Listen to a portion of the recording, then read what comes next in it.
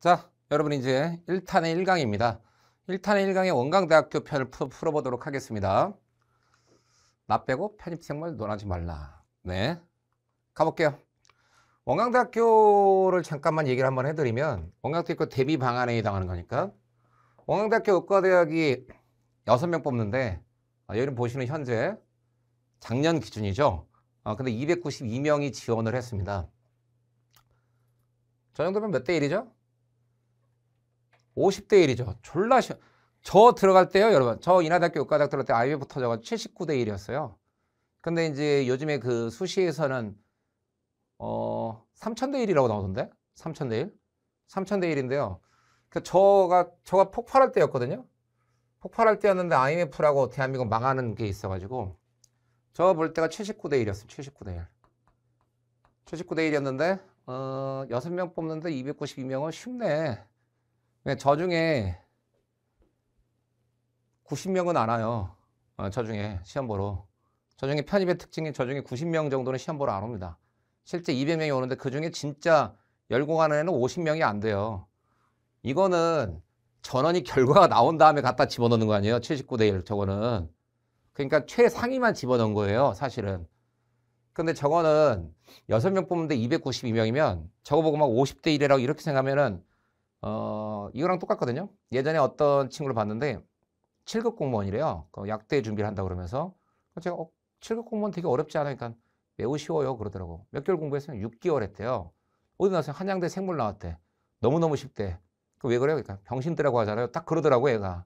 그 말 맞죠? 그러니까 막 뉴스에서는 막 9급 공무원 이거 실은 팩트예요. 9급 공무원 뭐 7급 공무원 되게 어렵다. 뭐 50대 1이다. 뭐 지금은 많이 경쟁률이 떨어졌잖아요. 지금은 또 공무원이 또 어렵다. 최저임금도 올랐는데 안 오르고 있다. 그렇게 해서 좀 고생만 한다. 그래서 그만두시는 분이 많다고 들었는데 한동안 인기가 있었어요. 한동안. 저 말이 정확히 맞죠. 사실은 조금만 공부하면 원광대학교 들어가는 거는 수월해요. 앞에 접도주 하나 붙여드릴까요? 매우 진짜요. 이게 50대 1이다? 그러니까 빡세다? 그렇게 생각하시면 안 되는 게 정말 90명은 안 와요. 접수만 해놓고. 그래서 100명은 그냥 보는 거예요. 그냥 150명 정도는. 진짜 열심히 하는 애는 50명 정도밖에 안 돼요. 사실상. 이게 치대거든요. 291명을 뽑는데 5명 됐대. 그리고 저기 원광대학교 의과대학이나 원광대학교 치과대학을 됐는데 막 무슨 영웅처럼 얘기를 하는 걸 제가 봤는데 겸손해질 줄 좀 알아야 됩니다. 사실상. 제 말이 맞습니다. 좀 겸손해질 줄 알아야죠. 저 중에 안 온다니까? 이거는 전원이 실수잖아요. 수능으로 보는 건. 걔들이 안 오는 애가 누가 했어. 점수 집어넣는 건데. 이건 안 온다고요. 시험 보러. 그래서 공무원 같은 경우에서 정말 인기 많을 때, 막 폭발할 때 있잖아요. 국사 선생님 중에 전한길 선생님 아시죠? TV도 나오시는데. 전한길 선생님이 말씀하시는 걸 제가 한번 들어봤는데 쉽다는 거예요. 자기가 공무원 시험 보러 가는데 절반이 안 온대요. 맞는 얘기죠. 예, 공무원 시험도 그랬다니까요. 경쟁률은 막 폭발하니까 막 기자 선생님들이 막 엄청난 인기다라고 했는데 실제 시험 보러 안 와요. 절반이. 재밌는 게. 그냥 접수만 해놓고. 그중에 또 절반은 자고 있대요. 그 전한길 선생님이 뭘로 뜨셨냐면 시험 보러 갔다 와가지고 요걸 갖다가 답 발표하기 전에 답을 먼저 공지를 해준 거예요. 그걸로 뜨셨어요. 그 전 선생님이.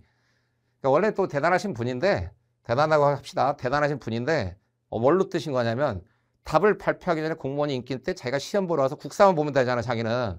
국사만 보고 나와가지고, 바로 보고 나와가지고, 그거를 자기 카페에 올려준 거예요. 애들 시험 보고 있는데. 뭔 말인지 아시죠? 그런 열정 때문에 뜬 거예요.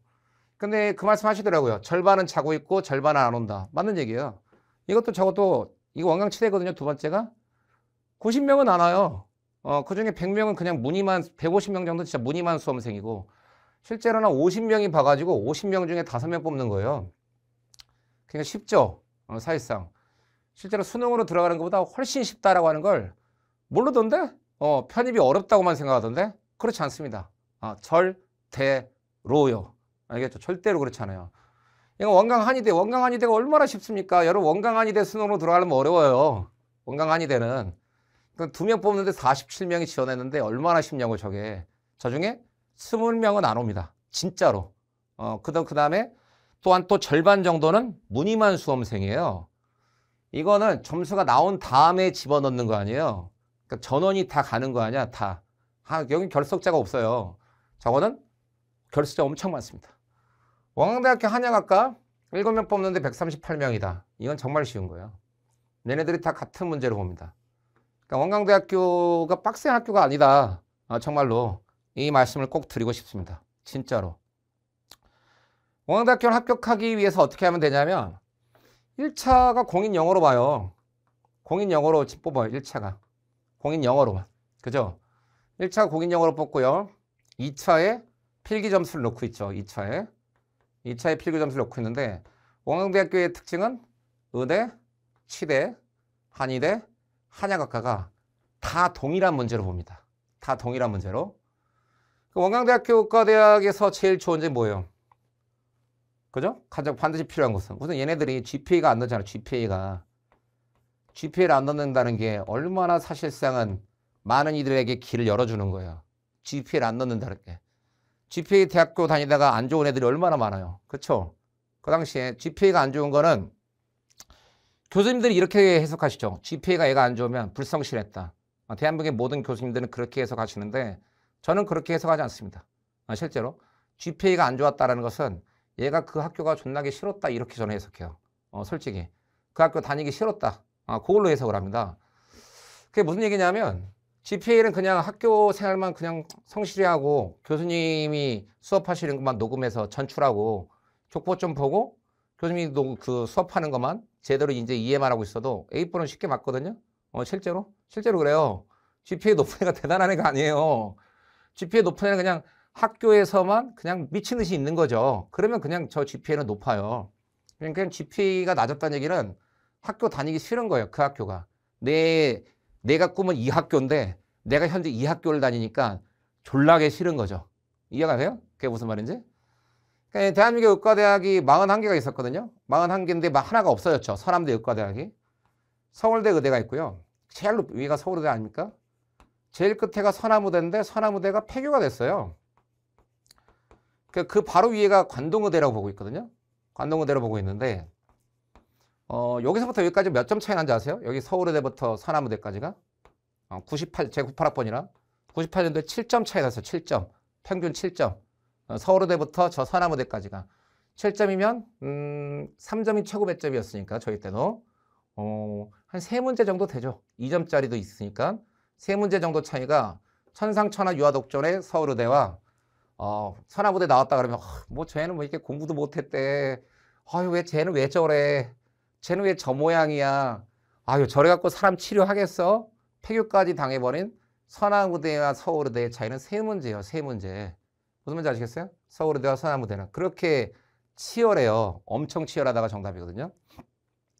여기는 모든 영광을 다 갖잖아요. 여기는 뭐 사람들이 여기 막 서남의대 나왔다면 학교도 못 밝혀. 그죠? 그런 특징이 있어요. 관동의대랑. 그만큼 이게 빡세요. 사실상 들어가기는. 근데 이게 얼마나 좋은 거야. 사실상. GPA를 안 물어보고 있다는 게. 두 번째로는 원광대학교가 면접을 안 봐요. 면접을 안 보는 게 얼마나 좋은 거냐고 솔직히. 과거를 물어보지 않잖아요. 그냥 학교를 따지지 않아요. 전에 이 친구가 어떤 학교를 다녔는지 따지질 않아요. 그러니까 여러분이 보시는 요 6명 중에 제가 아는 애들이 좀 있거든요. 제가 실제 아는 애들이 있는데 그 중에 하나가 인천대학교를 나오네요. 인천대학교. 저는 인하대학교를 나왔으니까 인천대학교를 매우 잘 알겠죠. 옆에 있으니까. 인천대 가서 공부한 적도 많아요. 그 인천대학교에서 저는 진짜 난생 처음 들어본 과였거든요. 진짜. 아니 그러니까 뭐 동물 생명 자원이나 이런 거 많이 들어봤을 거 아니에요. 정말 난생 처음 들어본 거예요. 진짜. 저런 과가 있단 말이야? 생물학과 이런 거는 들어봤고요. 그런 유명한 과가 아니에요. 그것도 GPA가 87이었어요. GPA가 87. 87인데 얘가 원광대학교 합격했습니다. 피트도 210점인가 맞았어요. 피트라는 시험을 봤었는데 시험을 봤는데 얘가 210점이거든요. 그러니까 피트 210점이면은 뭐 그냥 보통이죠. 그냥 평균 정도인데 얘가 그래서 이제 피트로 갈 곳이 없으니까 원광대학교 의과대학 시험을 봤는데 그냥 합격을 해버렸습니다. 이게 어느 정도 레벨인지 알겠죠. 쉬워요. 원광대학교 들어가는 건. 또 중요한 게 과거를 물어보지 않으니까 내가 혹시 과거에 좀 아쉬움이 있었다. 진짜. 그런 분들은 원광대학교 합격을 위해서 1번 뭐 해야 되겠죠? 공인영어 토익 최소한 970 넘어야 되겠습니다. 여기 970 무조건 넘어야 돼. 알겠죠? 합격이 목적이라면 970. 필기 공부 열심히 하시면 되죠. 그렇기 때문에 원광대학교의 이제 생물 어떻게 이제 대비를 해야 될지 기출을 보면서 보겠습니다. 원광대학교 생물 같은 케이스는 식생분진이 좀 많이 나와요. 식생분진이랑 인체생리가 실제로. 그래갖고 요거를 보시는 분들은 이제 원광대학교 시험이 이제 얼마가 안 남은 케이스가 있을 거예요. 근데 이게 만약에 내가 시험이 한 해 더 남았다. 내가 뭐 한참 남았다. 그러면은 요 생명생물의 과학 책 꼭 읽어보세요. 생명생물의 과학에 있는 식생분진하고요. 생명생물의 과학에는 인체생리가 출제가 다 됩니다. 매해마다 다르게 출제가 돼요. 매해마다 다르게. 알겠죠? 그렇기 때문에 실제 실력이 있어야 돼요. 실제. 원광대학교 합격을 하려면 지가 번역해서 그렇구나. PDF로 구해서 보셔도 됩니다. 알겠죠? 그 다음에 복사해서 보셔도 돼요. 알겠죠? 그런데 인체생리와 식생분진 파트는 꼭 읽어보고 가셔라. 알겠습니까? 그래야지만 여기 원광대학교 문제를 변화하는 원광대학교 문제를 풀 수 있다. 이렇게 생각하시면 좋겠습니다. 그 다음에 시간이 얼마 안 남았을 때는 요 필기노트 있잖아요. 물론 여기서 제가 필기노트 갖고 하겠지만 요거 쭉 읽어보고 가셔도 돼요. 요거 필기노트 웬만한 거 다 들어있거든요. 알겠죠? 요거 빨간색은 처음 공부하는 애들 위주로 하는 거고 여기에는 모든 내용이 다 들어가 있기 때문에 요 필기노트를 읽고 가셔도 됩니다. 시간이 얼마 안 남았을 때는. 내가 원광대학교 시간이 좀 남았다. 그러면 꼭 읽어보고 가세요. PDF로 불법 복제해서 보셔도 됩니다. 다만 읽어는 가세요. 알겠죠? 합격하고 싶다면 별로 어렵지 않으니까 원광대학교 들어가는 거. 자, 1번부터 한번 볼까요? 네. 세포 석유환의 종류와 기능을 설명한 것을 옳지 않은 것은 무엇인가? 미토콘드리아 세포 호흡하죠. 비밀번호 가르쳐 드릴게요. 비밀번호는 다 클릭해야지만 알 수 있게 가르쳐 드릴게요. 진짜로. 진짜로. 비밀번호는 7777로 하겠습니다. 알겠죠? 이거 누구한테 주거나 그러면 앞으로 한 20년간 이 메디컬 학교 못 갈 거예요. 영원히. 알겠죠? 영원히. 파는 건 인간도 아니고 너만 보는 거예요. 진짜로. 너만 보는 거. 알겠죠? 저 시리즈 다 걸 거예요. 여기 이제 1탄에는 파일이 4개 있거든요. 4개. 4개로 할 거거든요. 그것도 뭐 한 회차마다 다 나눠버릴까 이런 생각도 하다가 그냥 한꺼번에 묶어서 그죠? 3년치씩 묶어서 비밀번호는 7777입니다. 원광대학교 편은 다 걸 거예요. 저 비밀번호 안 때리면 이게 딱 보이지가 않겠죠. 그 다음에 올려줄 때는 답 다 지우고 올려줄 거예요. 그 답을 딱 볼 수 있는 친구는 이걸 다 완강을 하는 친구만 볼 수 있게. 알겠죠? 제 맘 아니에요? 그렇잖아요. 네. 세포 석유환의 종류와 기능을 설명한 것으로 옳지 않은 것은 무엇인가? 미토콘드리아 세포 맞죠? 포도당이라고 하는 것을 CO2와 H2로 분해할 때 세포 과정을 거치게 한다. 그래서 ATP라 에너지 얻는 거고 염록체, 광합성 장소 괜찮습니다. 그죠? 에너지의 생성, ATP 생성하니까 염록체, 틸라코이드 막에서 ATP 얻고 있다. 리보솜이라고 하는 거, 세포 잔해물의 분해 및 세포 내용물의 재활용. 3번이 틀린 거 아시겠죠? 분해는 뭐라고 해야 돼요? 리소좀이라고 해야 돼. 리소좀. 세포 잔해물의 분해는 리소좀. 세포 내용물의 재활용. 전부 다 리소좀이 정답에 해당하겠습니다. 리보솜은 단백질을 합성하는 소기관이죠. 포록시움 같은 경우는 해독작용과 과산화수소의 제거다. 해독작용. 포록시움은 알코올 분해를 해요. 그 간에 제일 많은 게 저 포록시움에 해당합니다. 또한 과산화수소의 제거, 카탈라제라는 요소가 있기 때문에 카탈라제라는 요소가 있어서 H2O2에 과산화수소가 있을 때 카탈라제가 작용을 해버린다면 두 개 H2O2가 있을 때 두 개 H2O에다 플러스 O2로 분해한다. 이렇게 생각하시면 좋겠습니다. 베큐 액포예요. 액포 식물세포에 들어가 있는데 팽합 생성 및 삼투압을 유지할 수가 있다. 팽합 생성이라고 하는 건 물이 많이 들어오니까 식물세포의 부피를 유지하고 그 다음에 삼투압, 농도를 유지할 수 있다. 정답은 3번이겠습니다. 넘어갑니다. 각각의 동물을 설명한 내용 중 옳지 않은 것은 무엇인가? 라고 물어봤습니다. 극피동물과 척삭동물을 물어봤는데 처음에 여기 한번 제가 여기 한번 써보면 제일 바닥에 해면동물 있죠. 해면동물이 있습니다. 해면동물은 진정한 조직이 없다가 특징이고요. 그 위에는 자포동물이 있어요. 자포동물이 존재하고 있고 그 위에 지금 현재 왼쪽에 있으면 선구동물이고 오른쪽에 있으면 후구동물인데 아래에서 위로 올라올수록 진화한 것입니다. 진화한 건데 선구동물이라고 하는 것은 식생분진 공부를 했었어야 돼요. 식생분진이 필요한 학교가 있고요. 식생분진이 필요 없는 학교가 있는데 사실상 여기 김영편님의 이 강좌를 보시면 식생분진이 필요한 학교와 필요 없는 학교가 확실히 드러날 겁니다.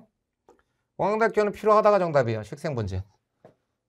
합격이 목적이라면 반드시 식생분진 공부를 하고 해야 됩니다. 해면동물이 있고 자포동물이 존재하고 있고요. 더 진화를 하게 되면 얘가 지금 현재 편형동물이 있고 여기 선형동물, 여기 연체동물, 편선, 윤형동물이 먼저고요. 여기 윤형동물이 먼저 나와야 되겠습니다. 아이고. 자, 그럼 뭐 다시 쓰면 되죠. 그죠? 뭐 인생이라는 건. 해면동물이 존재하고 있고요. 아래에서 위로 올수록 지금 현재 더 진화한 거예요. 자포동물이 존재하고 있고요. 왼쪽으로 오면 선구동물이거든요. 원구가 입이 된다. 그럼 선구동물. 원구가 항문이 된다. 그럼 후구동물이요. 편형동물이 있고 여기 선형동물이 있고 윤형동물이 있고 윤형동물. 윤형입니다.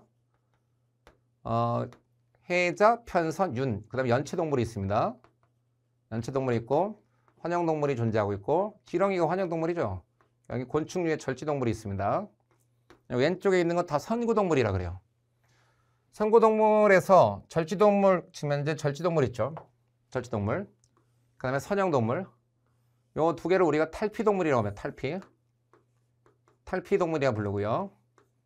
나머지 선구동물 중에 여기 자포동물은 이배업이기 때문에 선구동물, 후구동물은 말 못하고요. 여기는 무배업이에요. 함입되는 지점이 없기 때문에. 그다음 자포동물이 있고 그래서 이건 선구, 후구라고 하면 못 나눠요. 해면동물과 자포동물은. 나머지 편형, 윤형, 연체, 환형 있죠. 이런 걸 촉수담륜동물이라고 불러요. 요 네 개를. 촉수담륜이다. 특별한 어린 유생 시기를 거친다. 그래서 촉수담륜이라고 합니다. 공부 좀 하셨어요? 네. 공부하고 봐야 돼요. 그 다음에 여기 오른쪽에 존재하고 있는 건 극피동물이 존재하고 있고 그 다음에 척삭동물이 존재하고 있다. 그 극피동물과 척삭동물 이거를 뭐라고 한다? 후구동물이라고 한다. 후구동물. 알겠죠? 극피동물과 척삭동물은 후구동물에 해당하더라. 이렇게 생각하시면 좋겠습니다. 그래서 극피동물과 척삭동물은 선구가 아니라 후구죠. 수월한 겁니다. 알겠죠? 후구기 때문에 옳지 않은 건 1번이고요.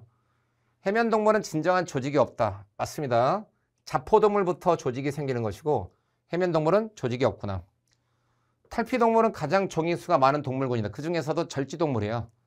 그냥 절지동물인데 절지동물이 탈피에 들어가거든요. 곤충류인데 얘가 지구상에 제일 많다고 보시면 돼요. 지구상에 제일 많다는 거. 촉수담륜자 동물은 나머지 전부죠. 그죠? 뭔 말인지 알겠죠? 선구동물 중에 탈피동물인 절지와 선형을 지휘한 나머지 모두이기 때문에 가장 다양성이 있고요. 연체동물 부드러운 몸. 연체동물이 주로 이제 조개류 말하는 거거든요. 또 오징어 있죠. 오징어. 부드러운 몸을 가지고 있지만 보통 탄산칼슘이 이루어진 단단한 폐각. 조개 생각하면 딱 됩니다. 정답 1번이겠습니다. 넘어가겠습니다.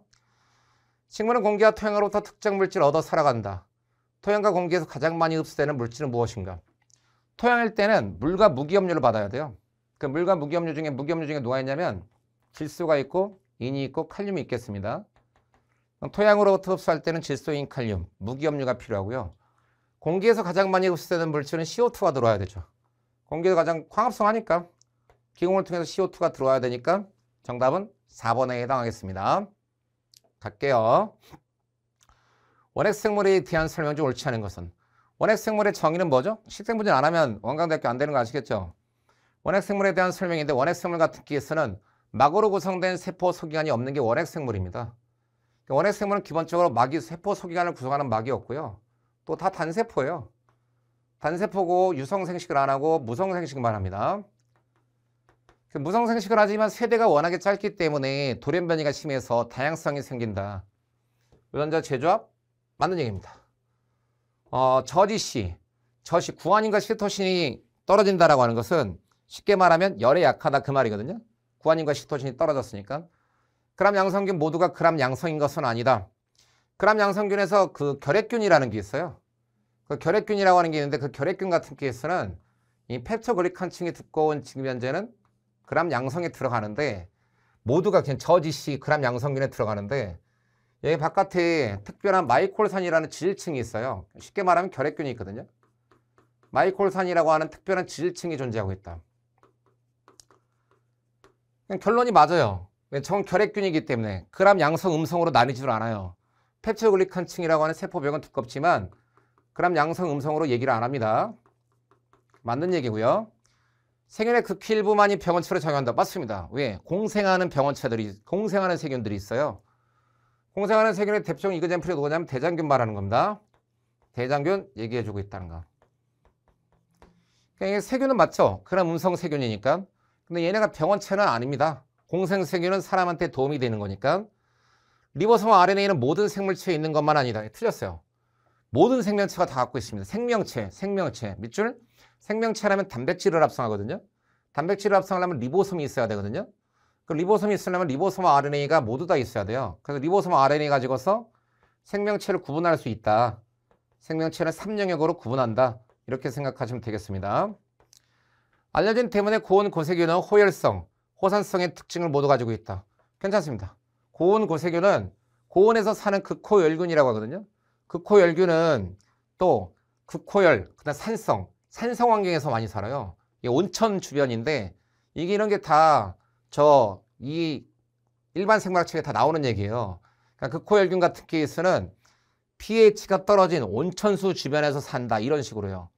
그러니까는 사실상 일반 생물학책을 통달을 안 하고서는 편입해서는 저희가 압도적인 우세를 보기가 쉽지가 않죠. 특히 원광대학교는 시험으로 가는 학교이기 때문에 완벽히 시험으로 가는 학교이기 때문에 뭐 남들 틀린 거 틀린다? 뭐 그래도 괜찮죠. 만약에 제가 영어가 아주 높다라면 그러면 한 50개 중에 합격을 하려면 45개 이상 맞아야 되거든요. 45개요. 45개 이상 맞아야 되는데 그러면 뭐 자기가 뭐 영어 만점이다. 그러면 40한 이상 개 맞아도 되겠죠. 그렇지 않다라고 하게 되면 하나라도 더 맞추려고 해야 돼요. 고온 고색 시간이 많이 남는다라면 분명히 말씀드리지만 생명생물학을 한번 읽어보는 걸 추천드립니다. 복사해서 보셔도 된다고 했어요. 제가 번역했는데 그렇게 말씀드리잖아요. 오해하실까봐. 알겠죠? 근데 시간이 없으면 제 필기노트 보고 보셔도 됩니다. 정답은 4번이다. 좌우대칭의 체형을 이루면서 의체감을 갖는 동물은 무엇인가 라고 물어봤습니다. 굉장히 분류가 잘 나온다라고 하는 걸 알겠죠. 매일마다 조금씩 포맷이 달라요. 근데 여기서 체강을 한번 나눠봐라 그런다면 여기서 체강을 하진 않겠습니다, 여러분. 뭐 식생분리 시간이면 체강에 대해서 쭉 얘기를 해주겠지만 중비역만으로 이루어진 건 진체강, 중비역과 내비역으로 이루어진 건 의체강, 그런 아예 그 빈 공간이 없으면 무체강이거든요. 그 윤선이라고 하죠. 윤선이. 윤선 씨 있는지 모르겠지만 윤선아 이렇게 부른단 말이에요. 윤선이. 여기서 이 윤선이가 의체강이에요. 의체강. 가짜 체강. 의체강이고요. 그 위에 있는 애들은 다 진체강이에요. 여기서부터 여기까지. 극피하 척사까지 다 진체강이고 윤선이 아래쪽에 있는 건 다 무체강이에요. 그렇기 때문에 저 기준을 반드시 알아야 되죠. 보이십니까? 그래서 선형동물이 현재는 의체강에 해당한다. 이렇게 봐주시면 좋겠습니다. 알겠죠? 네. 식생분진 해야 된다는 거 아시겠죠? 칼슘을 저장하면서 근수축에 중요한 역할을 하는 것은 무엇인가 라고 물어보고 있습니다. 칼슘 저장한다고 하죠. 칼슘. 이거를 다 확인시켜 드릴 거예요. 그때마다. 그래서 걱정하지 마시고요. 필기노트 쭉 끝난 다음에 필기노트 한번 읽어보시고 시험 보러 가면 잘 볼 겁니다. 그냥 열심히는 하나 해야 돼요. 열심히 56페이지 한번 봐보세요. 56페이지. 필기노트 56페이지요. 필기노트가 없는데 보는데 전혀 지장이 없다 그러면 없으셔도 돼요. 활면석포체 그렇게 막 알고 계신다면. 내가 필기노트 없이 보는데 뭐 굳이 뭐 없어도 될 것 같은데 그럼 없으셔도 돼요. 예. 근데 이게 이제 시리즈로 할 때 그래서 뭐 하나 이렇게 여기 위치가 어디다 제가 여기 활면석포체면은 칼슘 펌프를 갖고 있으니까 칼슘을 저장한다 이렇게 말해도 되지만 이 수험생의 눈에 확인시켜주고 싶어가지고 이 필기노트를 한 거예요. 이 필기노트 시험생의 눈에 지금 내가 어디 위치를 공부하고 있다 이렇게 확인시켜주고 싶은 거죠. 54페이지에요. 54페이지. 그럼 거기 54페이지를 핀 다음에 활면석포체에다 샤프 한번 거보세요. 샤프. 거기 C에 있죠. 칼슘 저장이라고 보이세요? 네. 칼슘 저장일 때 칼슘 ATP 화적이 있어서 평상시에 세포질에 쭉 밑줄 가보세요. 칼슘의 양을 좀 떨어뜨린다는 것. 활면석포체 내로 펌핑할 수 있다.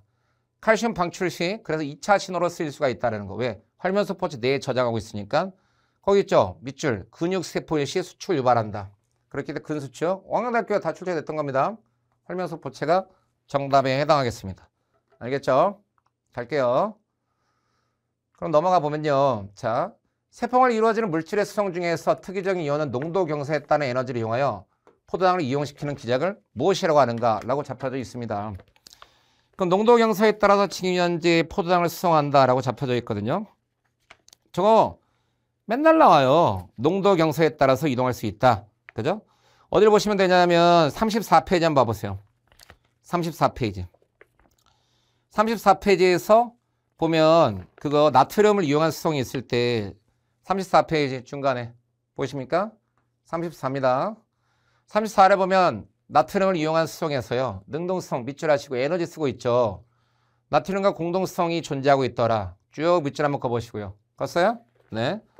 나트륨과 공동수송이 있을 때 그 오른쪽에 35페이지로 가셔서 거기에 별표 하나 해놓으시죠. 거기다 써놓으세요. 완강대학교 지금 현재 7번이다. 이렇게요. 2차 능동수송이 있다라는 얘기죠.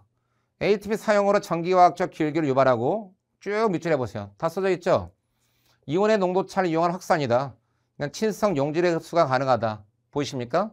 친성 용질의 흡수가 가능하다라는 것 자체가 나트륨 칼륨 펌프가 있어서 나트륨이 바깥에 많이 있는 거죠, 지금. 나트륨이 이렇게 고에서 저로 밀려 들어옵니다. 고에서 저로 밀려 들어오고 덩달아서 여기에 누구를? 포도당이죠. 나트륨의 확산이 있으면서 대규모 나트륨의 이동이 있을 때 포당을 저에서 고로 이렇게 능동수송시킬 수 있다. 저에서 고로 이렇게 능동수송시킬 수 있다. 저런 걸 우리가 2차 능동이라고 해줍니다. 양분 흡수할 때 제일 많이 쓰는 방법이죠. 소장 상피에서. 다음쯤 근육 조직에서 골격근에 관한 설명으로 옳지 않은 것은 무엇인가 라고 물어봤습니다. 골격근에 관해서 설명해봐라. 사람의 몸에는 근육이 세 가지가 있죠. 뼈대와 골격을 구성하는 골격근 맞습니까? 그 다음에 지금 현재 평활근 맞습니까? 그 다음에 또 심장근 그렇게 세 가지의 종류가 존재하고 있겠습니다. 186페이지 한번 봐보세요. 186페이지 한번 펴보시고요. 보이십니까 여러분? 네. 근섬유 유형들의 특징이 있는데요. 골격근에 가로무늬가 있죠. 가로무늬가 관찰되는데 그게 미오신 때문에 무늬가 관찰되는 거예요. 그 무늬 가로무늬 줄무늬가 이렇게 골격근이 있으면 줄무늬로 이렇게 관찰된다. 줄무늬. 이게 미오신 굵은 섬유들 때문에 어두운 띠로 나타난다. 이렇게 보시면 좋겠습니다. 그 다음에 신경종판이 각 근섬유보다 분포하여 절연성을 띈다. 신경종판이라고 하는 것은 골격근은 내 몸의 근육 골격이니까 운동뉴런이 척수에서 출발을 해요. 운동뉴런이. 자율신경 같은 케이스는 교감은 앞에가 짧고 뒤가 길거든요. 운동뉴런이 이렇게 한 방에 나가요. 한 방에 나가는데 이게 운동종판이라고 합니다. 여기에 신호전달 물질이 나가서 전기적 신호를 만들어줄 수가 있죠. 여기가 운동종판이에요. 근골격과 연결된 요 부위가 동그라미 치는 것. 보통 이런 그림이 유명하죠. 운동종판이라고 하는 것은 운동뉴런이 이렇게 분포하고 있더라. 이렇게 생각하시면 되고 여기 T소관으로 연결이 되고 있었다. 보이시겠습니까? 신경종판이 각 근섬유마다 분포하고 있으며 골격근에 분포하고 있습니다. 저 운동종판이라는 건. 한 세포에 여러 개의 핵이 보이고 있다. 여러분 186페이지에 조직의 모양에서요. 조직의 모양에서 표의 골격근에서 하나 둘 셋 네 번째 있네요. 거기다 형광펜 하나만 그어놓으시죠. 거기 누가 있어? 다핵이면서 큰 원통형에 해당한다. 이렇게 생각하시면 좋겠습니다. 여러 개의 핵이 존재하고 있고요. 됐습니까? 그런데 걔네가 전부 다 운동뉴런의 지배를 수축의 신경조절 밑에서 두 번째요. 운동뉴런의 아세틸콜린 차장 운동뉴런의 지배를 받죠. 운동뉴런의 지배를 받는 게 내 의지대로 움직일 수 있다. 수의근이라고 합니다. 알겠죠? 핵이라고 하는 게 지금 현재 그 아래 A 골격근 그림 한번 봐보실래요? 186페이지 왼쪽에 아래. 그 왼쪽 아래 보시면 중앙에 위치하고 있어요. 여기 귀퉁이에 위치하고 있어요. 귀퉁이에 위치하고 있죠? 골격근 세포라면 핵이 이렇게 귀퉁이에 위치하고 있습니다. 알겠죠? 그러니까 미세하게 물어보는 거 아시겠죠? 원광대학교 볼 때. 정답은 5번에 해당하겠습니다. 염증 반응의 단계를 순서대로 바르게 표시한 것은 무엇인가? 라고 물어봤습니다. 우선 외부에서 세균이 들어오면 선천성 면역의 국소전 염증인데 그 먼저 피부 상피세포에서 히스타민이 분비가 됩니다. 그 히스타민이 분비가 되면 혈관을 이완시키죠. 혈액이 막 쭉 이동을 해오네요. 그죠? 그다음 혈관 투과성이 증대가 되니까 부어올라요. 부종이 발생한다는 얘기죠. 부종이 발생한다. 그렇기 때문에 식균작용이 생긴다. 그래서 정답은 3번에 해당하겠습니다. 염증 반응이라는 것보다 선천성 면역 과정이라는 건 버섯의 생활사를 밖에 배열하라 라고 잡혔습니다. 버섯의 생활사거든요. 우선 이게 지금 현재 어떻게 봐야 되는 거냐면 제일 처음에 밤새 포자를 형성하고 포자를 방출했겠죠. 그러니까는 이게 균류인데 일반 생물학의 그 균계 파트에 나오는 얘기인데 그걸 읽어본 친구가 과연 있을까요? 제가 번역자지만 그걸 읽어볼 친구가 있을까? 저는 물음표를 좀 달거든요. 네, 사실상 진짜로 중꺾마도 엄청난 중꺾마가 있어야 돼요. 그렇죠? 중요한 진짜 꺾이지 않는 마음. 반드시 내가 이걸로 합격을 하겠다라는 마음이 없으면 읽어보기 쉽지가 않죠. 그래도 그냥 풀 수는 있어요. 반도체 포자를 형성했으니까 포자를 방출할 거 아닙니까? 그죠? 원광대학교에서 그걸 풀 수는 있게 줬어요. 그러니까 리을 미음 연결해야 되거든요. 리을 미음 연결해야 된다. 그러니까 리을 미음 연결해야 되니까 기본적으로 2번과 5번 중에서 찾아야 되죠. 이해가세요? 네. 그럼 포자를 마지막에 이제 방출하는 거예요. 사실상 포자를 마지막에 방출하는 건데 그 다음에 반수체 균사체를 형성한다. 많은 접합자들이 우선 접합자가 먼저 만들어져야 돼요. 버섯의 자실체라는 장소가 있는데 그 접합하는 장소거든요. 그쵸? 그 여기 1번입니다. 그 감수 분열을 통해서 접합자가 2n이거든요. 다양성을 띠게 하는 게 여기예요. 포자, 다양성, 2n짜리 접합자, 다양성 띠게 합니다. 그럼 포자 방출했죠. 포자 방출했는데 이 버섯이 균계에 들어가는 균계에 들어가는 균계. 균계에서 가장 중요한 건 뭐냐면 개체액형이 n이라고 하는 거예요. 균계가. 동물은 사람 같은 케이스는 여러분 2n이죠. 사람 같은 케이스는 2n이잖아요. 그래 안 그래? 여러분도 2n이고 저도 2n이잖아요. 근데 말이에요. 이 녀석들은 개체액형이 n이에요. 누구? 균계가. 우리 곰팡이 시리즈인 친구들은 개체액형이 n이다. 어디에 있냐면요. 93페이지 한번 봐보세요. 93페이지. 93페이지요. 93페이지 보시면 93페이지. 거기에 지금 이제 원생생물과 균류, 곰팡이라고 나와 있죠. 보이세요? 93페이지 위에 나와 있습니다. 거기 n짜리가 지금 현재 개체다. 보이십니까? n짜리 개체라는 거. 그냥 포자가 체세포 분열을 통해서 개체가 되는 거예요. 그 개체가 누구냐면 이거예요. 균사체. 여기 거기 n짜리의 개체 말하는 거예요. n짜리의 개체. n짜리의 개체를 말하고 그 균사체끼리의 융합을 통해서 2액의 균사체가 되는 거죠.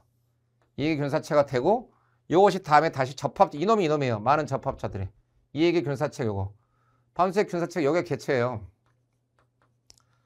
근데 그 균사의 융합으로 통해서 지금 현재 누가 됐고? 2액의 균사체. 여기 2n이 된 거예요. 2n이 됐고 요 2n짜리가 그 다음에 다음번에 생활사는 다시 니은으로 가면 되고요. 그래서 정답은 5번입니다. 알겠죠? 어떻게 하는 건지. 넘어가도록 하겠습니다. 식물 세포에서 세포 사이 연접에서 세포질을 연결한 구조로 밑줄 하실까요? 동물은 강강연접이고 식물은 누구다? 네, 원형질 연락사죠. 식물은 공통된 환경을 만들기 위해서 원형질 막이 연결되어 있다가 특징이에요.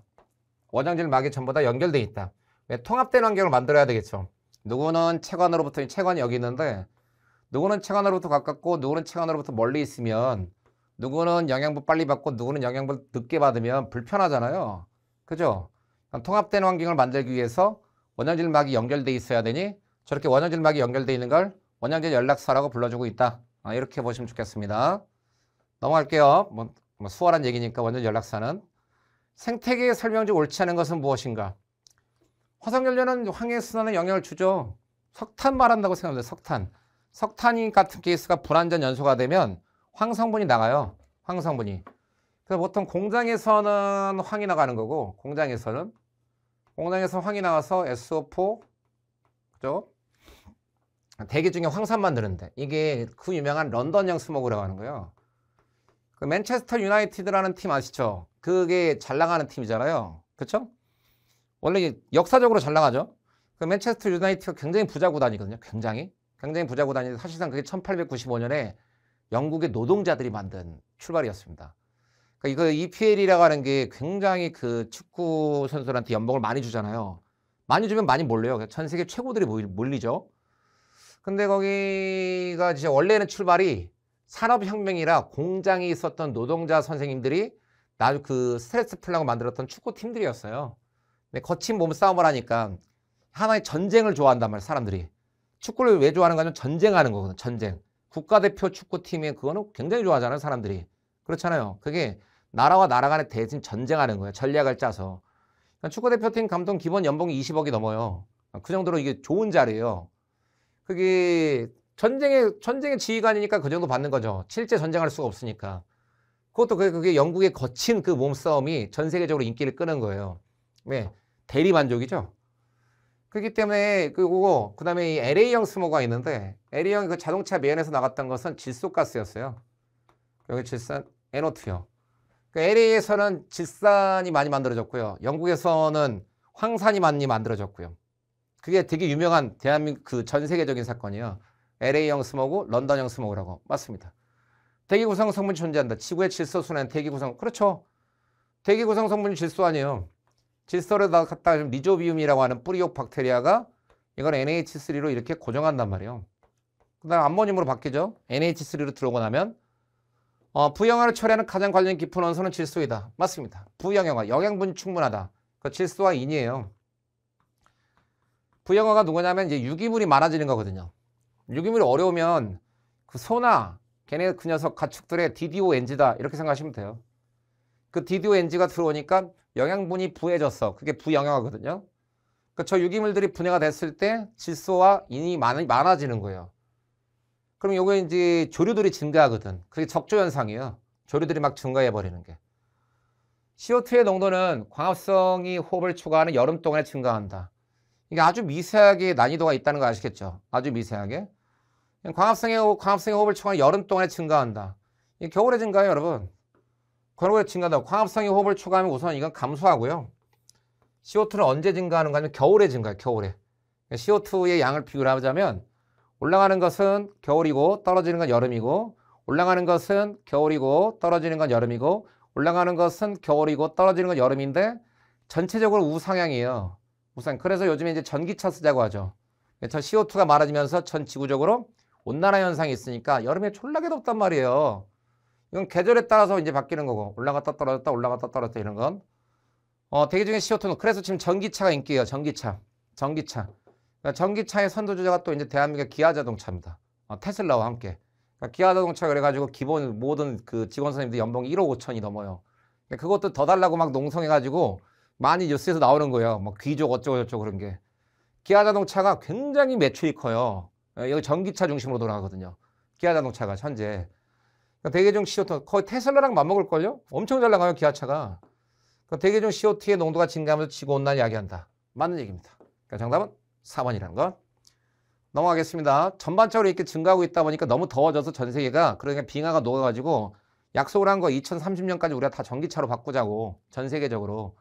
전기차가 많아지고 있죠 사실상. 그러면서 테슬라가 전 세계 1등, 2등 왔다 갔다 거리는 거고. 세포 분열 중에서 유사 분열의 형태와 다른 것은 무엇인가 라고 물어봤습니다. 여러분 4개 읽어보세요. 묶어보세요. 그럼 여기 지금 난을 따로 묶어보시고요. 난을 옆에다 뭐라 써야 돼요? G1과 G2가 없다. 이렇게 써놓으시면 되겠습니다. 성장일 G1과 성장이 G2가 존재하고 있지 않다라는 것. 보이시겠습니까? 성장일과 성장이가 존재하고 있지 않더라. 이렇게 생각하시면 좋겠습니다. 그러니까 정답은 5번이고요. 다음 세포종. 알겠죠? 나머지는 다 그냥 체세포 분열이에요. 체세포 분열이기 때문에 G1과 G2가 다 있는 겁니다. 넘어갈게요. 다음 세포 중에서 그 기원이 다른 것은 무엇인가? 이렇게 묶어보세요. 대뇌의 미세악효세포, 간의 쿠퍼세포, 식도의 랑게란 세포, 결합조직의 조직구. 이게 다 마크로파지예요. 마크로파지 뭡니까? 대식세포죠. 마크로파지 대식세포에 해당한다. 이렇게 생각하시면 좋겠습니다. 그 마크로파지 대식세포라고 하는 것은 면역세포 중에 항원 제이세포거든요. 근데 뼈의 표 파괴세포, 파골세포는 이것도 이제 오스테오클라스트라 그래요. 오스테오클라스트의 파골세포인데 얘는 대식세포랑 관계가 없겠습니다. 알겠죠? 얘는 대식세포, 면역세포가 아니에요. 그냥 뼈를 깨는 세포고요. 대식세포인데 어느 장기에 있느냐에 따라서 이름만 바뀌고 있다라고 보시면 돼요. 알겠죠? 무슨 말인지. 자, 넘어가 볼게요. 저 이름 다 알고 있어야 돼요. 결합조직의 조직구, 식도로 가면 랑게란 세포, 다 마크로파지예요. 간의 쿠퍼세포. 저거 본일 때 맨날 했었는데 저도 저거 맨날 헷갈려 했는데 본일 때 맨날 했는데 이거 히스티오사이트거든요. 근데 영어로 해요. 그냥 본일 때 조직학 시간에 하는데 마크로파지가 계속 조직마다 이름을 바꾼대요. 그래가지고 제가 그때 애들하고 맨 뒤에서 뭔 말했냐면 그 당시 얘기예요. 제가 본일 때 2000년 지금 이제 2000년에 애들하고 뒤에서 뭐라 그랬냐면 이걸 오해하지 마세요. 씹새끼 이름 계속 바꾸고 지랄이라고 계속 마크로파지. 아니 그냥 마크로파지 대식세포라고 하지. 대뇌의 대식세포, 간의 대식세포 이렇게 하지. 뒤에서 애들하고 맨날 그 소리를 하고 있었어. 아, 왜 이름 바꾸고 지랄이야 막 그러면서. 그 2, 3, 4, 5가 같은 말. 아유, 오해하지 마세요. 알겠죠? 네, 지금 요거 1도 안 합니다. 그 어릴 때 애들하고 막 했던 거예요. 뼈의 표파계 세포다. 넘어가 볼게요. 산의 골격에 수용하는 일과 거리가 먼 것은 운동하죠. 장기 보호, 지지하고 조율하고요. 그죠? 이거 45개 이상 맞아야 돼요. 합격을 하고 싶으면. 50명이 또 열심히 하잖아요. 모든 애 들어가야 될 거 아니에요. 분비 기능은 없어요. 분비 기능은 상피세포의 기능입니다. 알겠죠? 넘어갑니다. 뇌하체 조절을 받는 기관으로 옳지 않은 것은 갑상선은 뇌하체 중에서 TSH라는 호르몬의 작용을 받아요. 사이로이드 스티뮬레이팅 호르몬. 보신피지는 뇌하체에서 아드레날 콜텍스트로픽 호르몬이요. 난소라고 하는 것은 폴리클 스티뮬레이팅 호르몬의 작용을 받습니다. 다 뇌하체 전엽에서 나가는 거죠. 여성은 난소를 갖다 때리고 남성은 그 폴리클 스티뮬레이팅 호르몬이 정소를 때리고요. 정답은 1번. 부진수질은 자율신경의 지배를 받아요. 자율신경 중에서도 교감신경의 지배를 받고 있다. 이렇게 생각하시면 좋겠습니다. 알겠죠? 네. 자, 갈게요. 세 가지 영역 비교해서 옳지 않은 것은 무엇인가? 여러분, 그 세 가지 영역은 정말로 편입에 잘 나오거든요. 아니, 어느 학교를 쓰시든지 볼 거예요. 어느 학교를 쓰시든지. 정말로 편입에 세 가지 요소는 갑 중의 갑이다. 뭐 그런 말 있잖아요. 그쵸? 그러면 뭐 황제인가? 그 황제의 정의가 왕 중의 왕이다. 그런 말을 많이 하는데. 갑 중의 갑이에요. 세 가지 영역 구분에 해당한다. 그 세 가지 영역을 구분할 줄 알아야 돼요. 세 가지 영역이다. 어디 있냐면요. 46페이지 있어요. 46페이지. 그 46페이지를 한번 보시면 맨 왼쪽 아래에 있거든요. 5개의 분류가 있고 우선 뒤에 문제가 나올 거니까 모네락에 거기다 한번 동그라미 쳐보세요. 모네락에 찾아가지고 월핵성분에서 찾았어요? 그 요즘에 그 말 안 하는데 원광대학교에 나오던데? 뒤에 있을 거예요. 그 모네락. 그 제가 이거 계속 다 한 거라니까요. 다. 발표한 게 아니잖아요. 근데 형이 한 게 답이에요. 그 모네락이라고 하는 거 보면 그게 원핵생물인데 요즘에 모네락이라는 말을 안 해요. 그런데 원광대학교에서 나이 드신 우리 교수님이 계셔가지고 모네락이라고 출전을 하나 했더라고. 그 모네락이가 그런 말이고요. 5개 분류할 때 나오는 거고 그 아래 3영역 구분 이렇게 묶어서 별표해 보세요. 그 아래 박스에. 아래 박스 있잖아요. 46페이지 왼쪽에. 고세균, 휴도펩시도글리칸, 막성송이간 둘 다 안 갖는다는 것.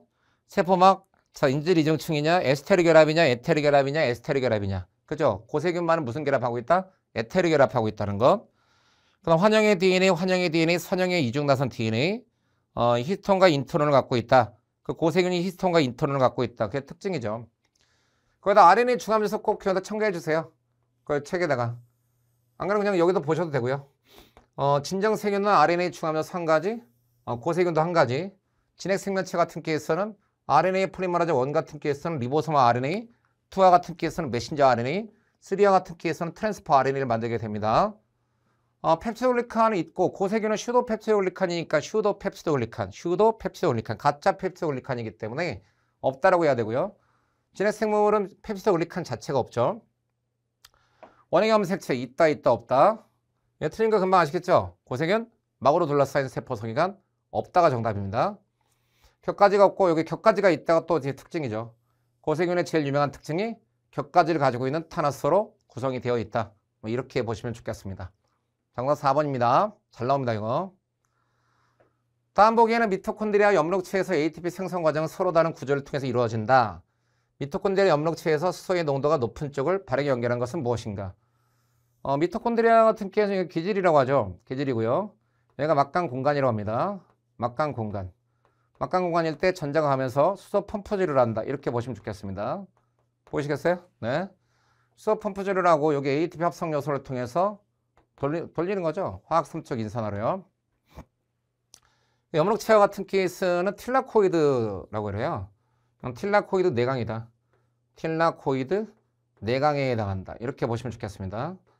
틸라코이드 내강에 해당할 때 여기서 수소 펌프질 안쪽으로 했다가 다시 바깥으로 나가죠. 수소의 농도가 높은 쪽을 물어봤기 때문에 막강 공간 틸라코이드 내강 하시면 되겠습니다. 그러니까 기억, 지긋 하시면 되겠죠? 넘어갑니다. 정답 1번이었죠. 갈게요. 정자의 운동성과 수정 능력의 획득 장소. 정자의 운동성은 무조건 부정소예요. 정소가 이렇게 들어있으면 부정소에 이렇게 정소 위에 꽃갈모자처럼 들어가 있는데 이 꽃갈모자인 부정소에서 운동성을 획득을 하고요. 수정 능력을 획득한다라고 하는 건 이제 난자와 수정이 일어날 수 있는 능력이거든요. 요즘에 그 TV 보면 이런 거 있잖아요. 결혼하기 위해서 필요한 1대 조건 남성분 뭐요? 여성분들이 꼭 물어보는 게 서울에 집 있냐? 그게 서울에 집이 얼마인데 씨. 그거 요즘에 여기 인기던데. 서울에 집이 있니? 이걸 물어보는 거. 그 수정 능력이 획득 장소. 그러면은 이게 수정이 있으면 이제는 뭐 결혼할 수 있다 그거. 없으면 결혼 못 하겠다. 뭐 이런 거거든요. 그럼 정답 2번이죠. 그러니까 생식관 내에 들어갔을 때 난자에서 나왔던 주화성 물질이 화학 물질에 의해서 그때 수정 능력 획득을 한다. 정답 2번이겠습니다. 갈게요. 개체군의 상호작용의 포식과 초식은 생태적 군집 내 많은 관계에 기반이 된다. 다음 보기 중에 초식과 포식에 대한 밑줄 하실까요? 초식과 포식에 대한 방어 개념을 물어보겠습니다. 방어의 개념. 방어 개념. 밑줄 한번 해보세요. 방어 개념. 초식 있죠, 초식. 초식 동물이 계속 식물을 먹는 거예요. 그렇잖아요. 그냥 포식도 계속 먹으니까 이 은폐색이 주변 색깔과 똑같이 하는 거죠. 생태 나오는 거 보이시죠? 저거 다 일반 생물학책에 나오는 얘기예요. 은폐색이 주변과 똑같은 색깔이 있으니까 구분 안 가게 만드는 거고요.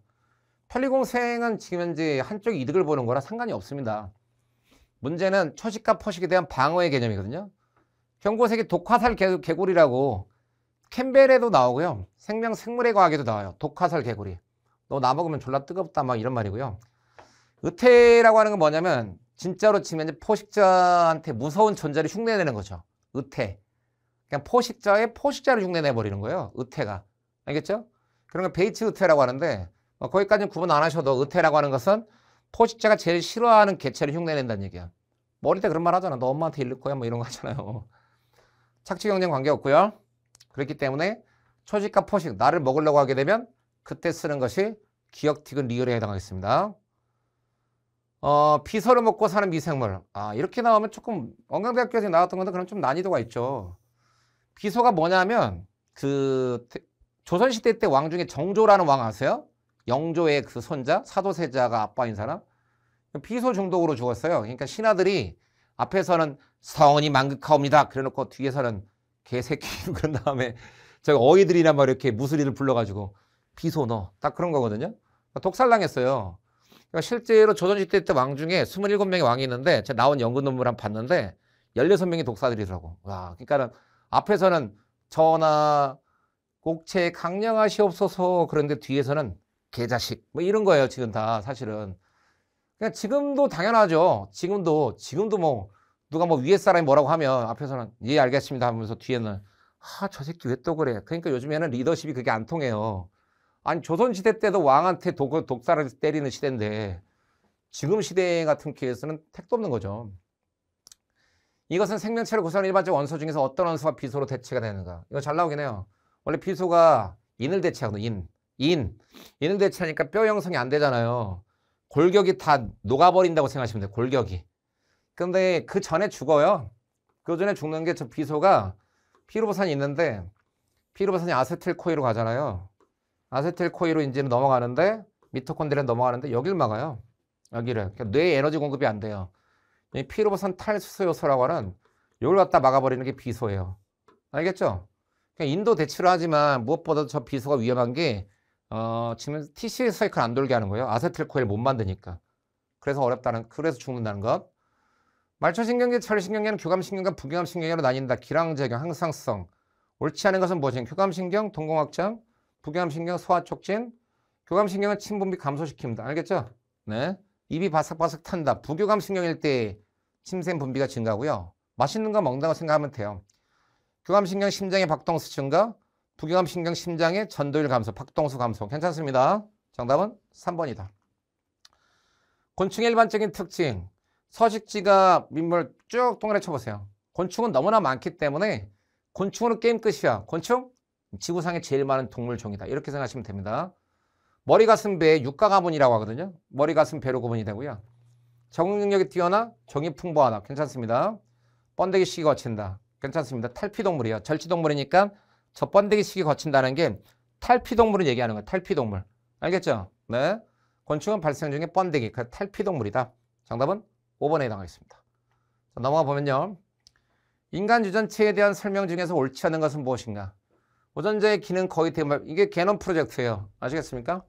유전자의 기능 거의 대부분 밝혀졌고요. 유전자의 99.9%가 사람과 사람 사이에 똑같다. 맞습니다. 저희 99.9%가 동일을 해요. 동일한데 발현 정도가 바뀐다가 특징. 발현 정도가 바뀐다. 동일한데 그때 조직 특이적 발현 정도의 차이가 있다. 이렇게 보시면 좋겠습니다. 어느 유전자를 발현하느냐 그거의 차이가 있다는 얘기예요. 발현의 차이가 있다는 거. 이해 가시겠어요? 네. 평균적인 유전자는 27,000개 염기성. 보통 2만 개에서 3만 개 사이라 그래요. 유전자 하나 만들 때 단백질을 만드는 DNA를 유전자라고 하거든. 그럼 단백질 하나를 완성하려면 기능성 단백질을 완성하려면 그 뉴클레오티드가 2만에서 3만이다. 2만에서 3만 정도에 해당한다. 이렇게 생각하시면 좋겠습니다. 되었습니까? 유전체는 50% 이상이 반복이 심한 서열로 되어 있다. 인간이니까 반복 서열이 뭐냐면 유전자와 유전자 사이에 죄송합니다. 유전자와 유전자 사이에 거리를 유지한다는 얘기예요. 거리를 유지한다는 게 정교한 발현을 위해서 그러는 거예요. 만약에 이렇게 한번 해볼게요.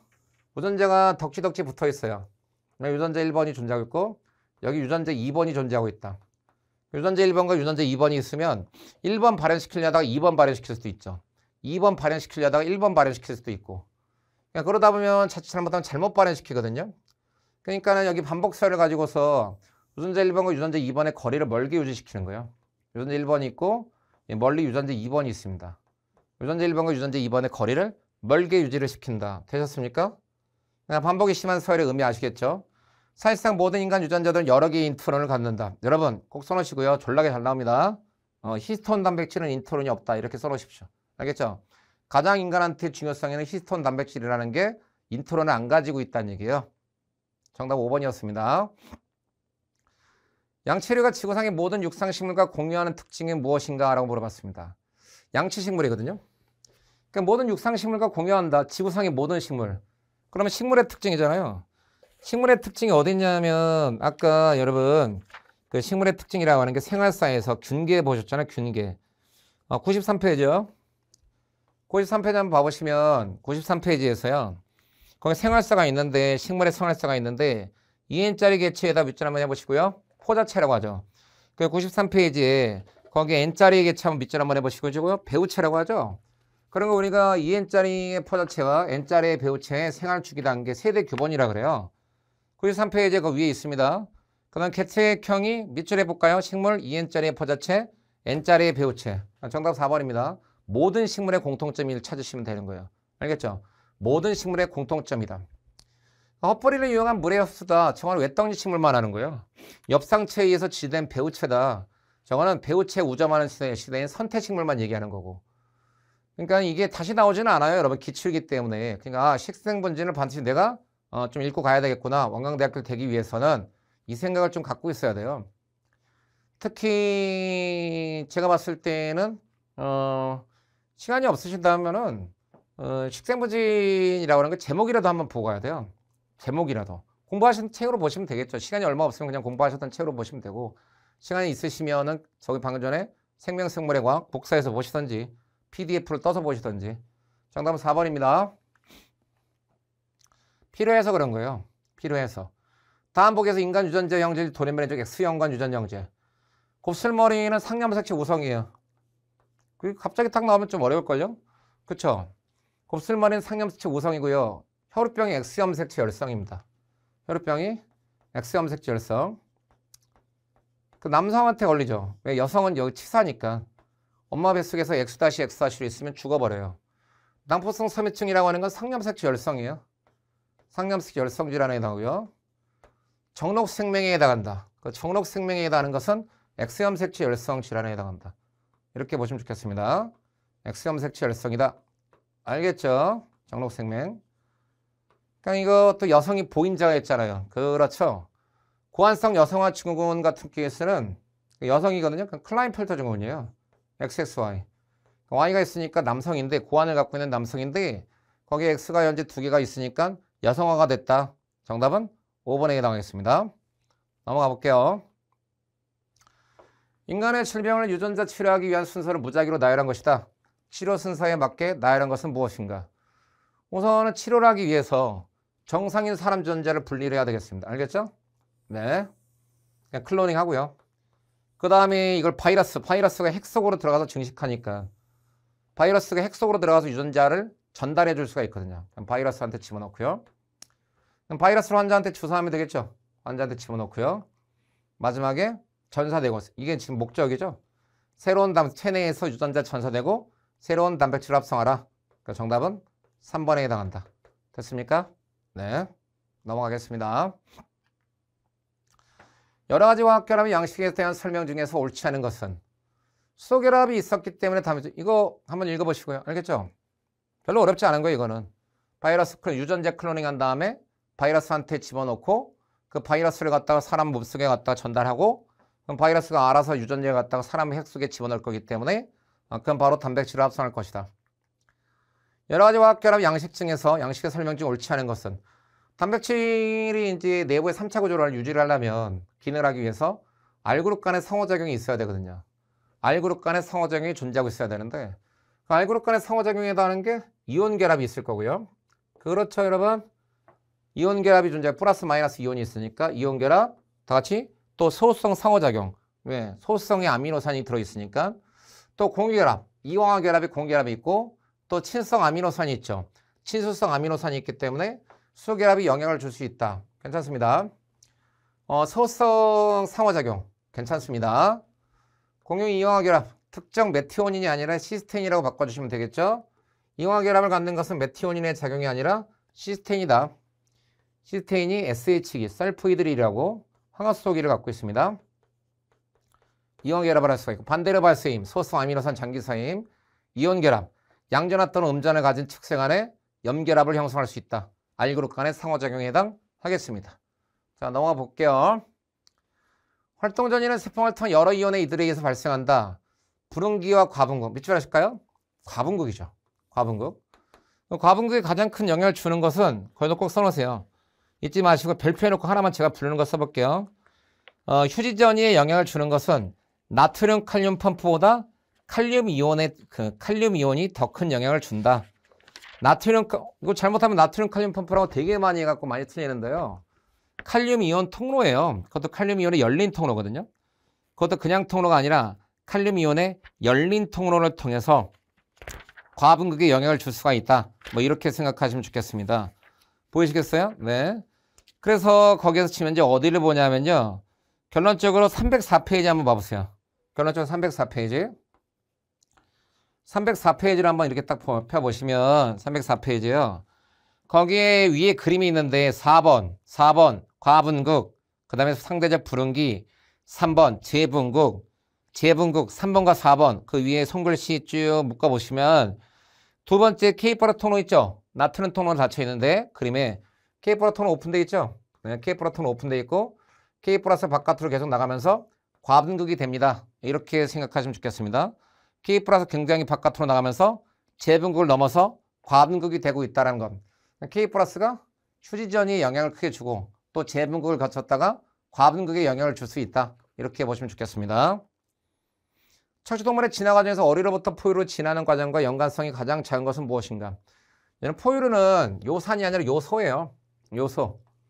포유류는 방광이라고 하는 걸 갖고 있기 때문에 방광에다가 친성, 직면제, 물질들 섞어가지고 한꺼번에 배출을 해야 되기 때문에 요산은 불용성이기 때문에 주로 조류가 갖고 있는 거고 포유류는 요소 노폐물을 갖습니다. 점액층이 덮인 피부에서 각질층이다. 각질층 피부 말하는 거죠. 또 소화기관 발달하고 있고요. DNA 발달. 아니 지금 척추동물의 어류는 뇌가 발달 안 했죠. 포유류 갔을 때 뇌신경의 발달이 있고요. 또 청력이 발달을 합니다. 어류는 붕어라고 그러잖아요. 걔네들은 소리 잘 못 들어요. 물속에서. 그냥 어차피 파형으로 그 진동과 파형으로 이제 인식을 하는 거지. 소리를 갖다 직접 막 이렇게 인식하고 그러진 않아요. 그러니까 쉽게 말하면 사람으로 왔으면 공기 중에 직면지 그 소리를 증폭시켜야 되잖아요. 공기 중에서 많이 이렇게 퍼져가기 때문에 소리가 퍼져가기 때문에 약화가 되는데 공기 중에서 소리가 많이 사방팔방으로 퍼지기 때문에 거리가 R배 늘어나면 에너지가 R제곱분의 1로 감소하니까 많은 에너지가 감소할 건데 그렇기 때문에 어쩔 수 없이 증폭하는 시스템이 발달하고 있었다. 요산이 아니라 요소라고 해야 됩니다. 기저막을 항상 갖는 조직은 여러분 기저막이라고 하는 건 상피세포 말하는 거예요. 기저막이라고 하는 건 언제나 상피세포 말합니다. 상피세포 말하니까 상피세포 이렇게 존재하고 있을 때 위에 있는 걸 정단부라 부르고요. 아래에 존재하고 있는 건 기저부라 부르고 있어요. 정단부가 존재하고 있고 기저부가 존재하고 있다. 보이십니까? 정단부와 기저부가 존재하고 있고 그 아래 다른 말로 치면 이제 여기 기저막이죠. 기저부가 부착되어 있는 곳, 요 장소가 다름 아니라 기저막에 해당한다. 이렇게 생각하시면 좋겠습니다. 알겠죠? 네. 분비선, 상피세포에 해당한다는 거. 식물이 살아가는 데 필수적인 포장을 합성하는 세포 속에 하나는 엽록체입니다. 광합성이니까 간단한 거니까 넘어갈게요. 엽록체에서 광합성하고 있고요. 다음 보기에서 세포막에 G단백질 수용체를 통한 세포 내 신호 전달 과정 중 2차 신호로 관여하는 것은 무엇인가? 라고 물어보고 있습니다. 그러니까 외부에서 오는 신호가 1차 신호예요. 외부에서 오는 신호가 1차 신호고요. 273페이지 볼까요? 외부에서 들어왔던 그 친성 신호는 1차 신호고요. 그 친성 신호가 막을 직접 통과할 수가 없기 때문에 내부의 신호인 2차 신호가 있어야 되겠다. 그 2차 신호로 들어가는 게 273페이지 그 위에 그림은 사이클 AMP가 있고요. 그렇죠? 네. 그 아래쪽에 그림에 누가 있냐면 IP3가 있죠. 그렇습니다. 그 다음에 거기 DH라는 디아실 글리세롤이라고 해놓고 거기 273페이지 아래 그림에 3번 활성화된 요소는 PIP2에서 2차 전력자인 디아실 글리세롤과 IP3를 만들고 있다. 디아실 글리세롤과 IP3요. 아데니산 코리아 요소와 칼슘은 관계없습니다. 그죠? 그러니까 이거는 G단백질과 직접적으로 관계가 있는가만 골라야 돼요. 칼슘은 활면소포체로 나오기 때문에 G단백질과 직접적인 관계가 없어요. 활면소포체에서 방출한 거기 때문에 G단백질과 직접적인 관계가 없습니다. 그러니까 G단백질과 직접적인 관계가 있는 것은 니은, 딕은 리을. 그러니까 정답은 2번이 정답이겠습니다. 넘어가겠습니다.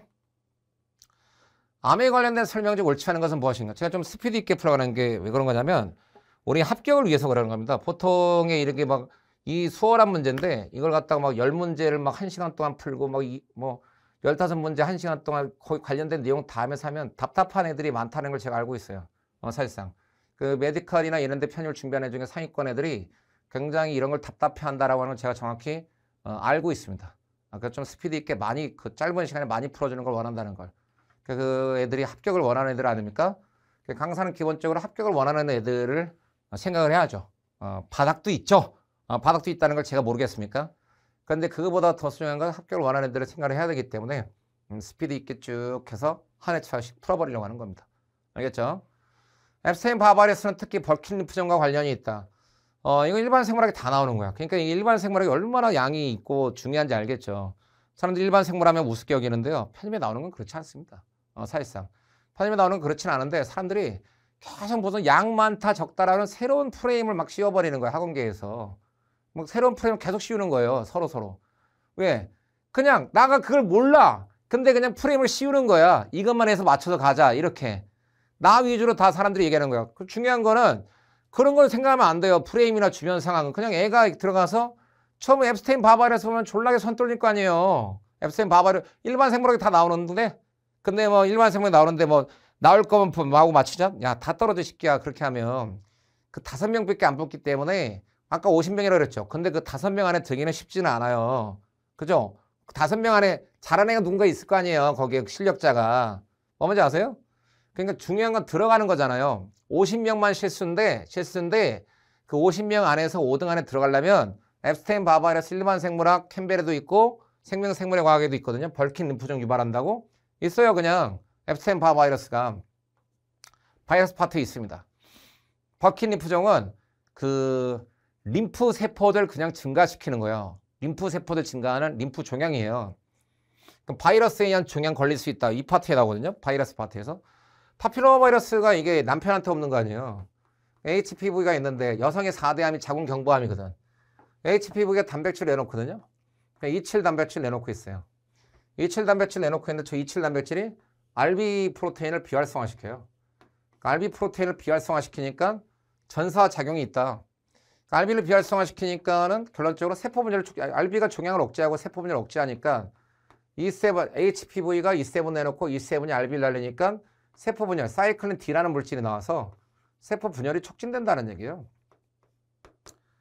그래서 여성의 4대암이죠. 저게 네 번째 암. 1대암은 갑상선암, 2대암은 브레스트 캔서, 3대암은 위암, 4대암은 자궁경부암에 해당합니다. 원반암 유전자는 정상적인 세포 성장 맞습니다. 돌연 변이가 일어나기 전에 정상 세포 분열을 촉진한다는 것. 그 다음에 이제 돌연 변이가 일어나면 반암 유전자가 되는 거죠. 종양 억제 유전자는 P53, P21 등이 잘 알려져 있다. 맞습니다. P53, P21. 저런 거 잘할 줄 알아야 돼요. 이 암이라고 하는 거는 결론적으로 uncontrolled cell division이다. uncontrolled cell division이라고 하는 것은 통제받지 않는 세포 분열에 해당한다. 통제받지 않은 세포 분열에서 이게 다 92페이지에 있거든요.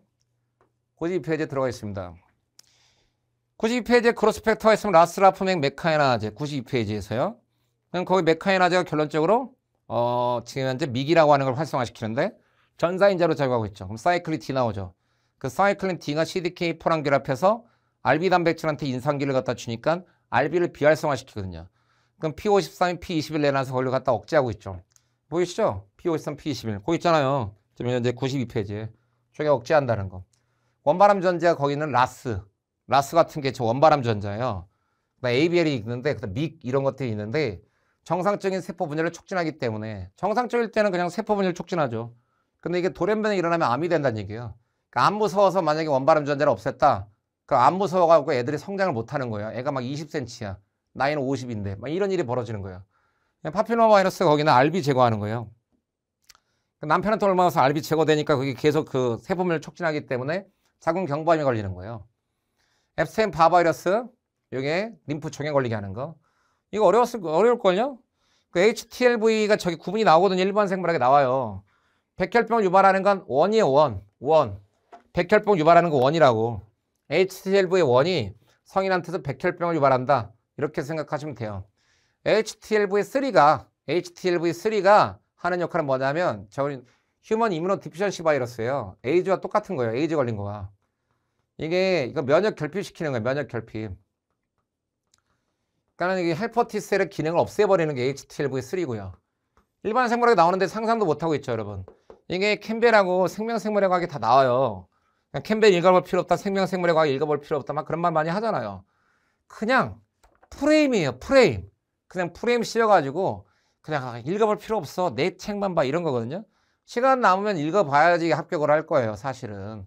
GPA가 99나 100이나 뭐 그다음 GPA 여기 원광도 GPA 안 보니까 영어 만점 아니면 사실상 영어 만점이면 상관이 없죠. 영어 만점이면 엄청난 큰 힘이죠. 여기서는 만점이 영어밖에 안 들어가잖아요. 원광대학교가 영어랑 시험밖에 안 들어가니까 영어 만약에 만점이면 한두 개 더 틀려도 되죠. 그건 엄청난 큰 거지. 아까 말씀드렸잖아요. 서울호대부터 서남부대까지 천상천하 천재라는 소리 듣는 서울호대, 천상천하 병신이라는 얘기 듣는 서남부대. 그러나 걔네들의 차이는 7점밖에 안 났습니다. 사실상 평균이. 세 문제가 안 돼요. 그것도 98년도에. 지금으로 따지면 한 두 문제도 안 될걸요? 예, 지금은 등급제를 하잖아요. 그러니까 지금 수능 만점이면 사람들이 막 대단하다고 그러는데 그렇지도 않아요. 왜? 그건 98년도로 따지면요. 많은 과목이 없어진 거예요. 많은 과목이. 지금 막 하나 틀리면 하나 틀렸는데 저리 간단 말이야. 이런 거 하죠. 지금은 몇 과목이 안 돼요. 국어랑 수학이랑 탐구 2개밖에 안 되는 거예요. 그때는 탐구 8개를 했었어야 돼요. 저희 98년도에는. 그러니까 수십 배가 많았어요. 사실상 양이. 그다음 영어도 사실상 틀린 게 다 계산이 됐었고. 그러다 보니까는 그때 7점 차이라면 여러분 얼마나 작은 차이인지 아시겠죠? 그때 7점이었다니까요. 98학번 때. 그러니까 지금은 한 문제나 두 문제 차이도 안 돼요. 지금은 서울대부터 꼴찌까지가. 진짜 0점 몇 점 차이에요. 0.1점, 0.2점. 그러니까 여기 한 문제가 얼마나 커요. 그러니까 사실상 영어 만점이면 원광대학교 들어가는데도 엄청난 큰 힘이죠. 시간 남은 일반 생물을 읽어봐야 되는 거 아시겠죠? 진짜로. 읽어볼 필요 없다? 개소리하는 개소리. 사실상은. 그 HTLV, 그럼 어디서 맞출 건데 저거를. HTLV가 일반 생물에 다 있거든요, 이거. 다 있어요. 바이러스 파트와 암 파트에. 캠벨 18-3절에 다 있거든. 근데 이거 모르잖아. 다 틀리잖아, 실제로. 왜? 학원치기는 저런 거 안 실리거든. 뭔지 아세요? 세세하다고 막. 저런 거 싫으면은, 졸라 지엽적이야, 그 새끼. 막 그런단 말이에요. 뭔지 아세요? 그러니까 저런 거 안 하거든. 골다공증에 대해서 설명한 거, 그때는 맞은 뭐야, 프레임이. 몇 개 틀려도 들어갈 수 있다, 그거잖아요. 그러니까 그게 안 좋은 프레임이에요, 사실상. 골다공증에 대한 설명이 옳지 않은 것은 무엇인가? 다 맞으려고 노력을 해야 돼요, 진짜로. 그래야지 인생에서 빨리 성공할 수 있습니다. 진짜로. 그래서 적당히 주변과 한다? 다 그렇게 생각하고요. 5천만 명이 전부 다 부자 되고 싶어요, 대한민국에서. 누가 가난해지고 싶은 사람이 있습니까? 그렇잖아요. 본인만 부자가 될 거라고 착각 속에 살면 안 돼요. 나는 언제가 될 것이다. 그런 거 되게 많이 저도 애들 봤거든요. 나는 언제가 될 것이다. 그러다가 나이 50 된다? 진짜. 50세 아줌마나 아저씨들은 그런 생각 안 한 거 아니에요. 김밥 천국 아줌마는 자기가 김밥 천국에서 김밥 쓸 거라는 거 생각한 거 아니에요. 사실상. 미리미리 대비 안 하면 그런 일이 벌어지는 거예요, 사실상. 그 부모님들이 공부도 때가 있다고 막 그때 하라고 그러죠. 그게 내가 그때를 놓쳐서 졸라 후회한다는 얘기예요. 사실은. 그걸 사람들이 잘 모른다니까. 골다공증에 대한 설명 중 옳지 않은 것은 무엇인가? 골다공증이라고 하는 건 주로 이제 에스트로겐이 있거든요. 그 에스트로겐이 오스테오클라스트를 막아요. 파골세포는 오스테오클라스트를 막아주고 있어요. 그러니까는 폐경기 오기 전까지는 전혀 상관이 없죠. 그래서 이제 90년대 대표적인 우리나라의 문화가 뭐였냐면 골다공증이었어요. 골다공증. 왜? 엄마들이 90년대 프레임이 뭐였냐면은 그 가정주부는 남편. 오늘 가장 행복이 뭐냐면 남편이 저녁밥 맛있다고 해주는 거예요. 이게 믿겨져요, 여러분? 90년대 대한민국 그랬어요. 진짜로. 90년대 대한민국. 지금은 택도 없는 소리죠. 지금 남편이 막 반찬 이게 뭐야 그러면 나가서 사 먹어. 막 그거 아니에요, 그거. 그럼 네가 해 먹던가 이건데 90년대는 안 그랬어요. 그래서 자식. 요즘 엄마들이 자식 그래요? 아니, 요즘 엄마들은 네 인생은 네가 알아서 해라 이쪽이요. 경우마다 다르겠지만 이게 보통 일반적으로.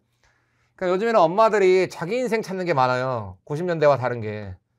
근데 90년대는 엄마들이 모든 걸 아껴가지고 남편과 자식들한테 조금이라도 더 잘해주겠다. 이게 프레임이었어요. 물론 예외는 언제나 있죠. 그러니까 에스트로겐 치료 안 받은 거야.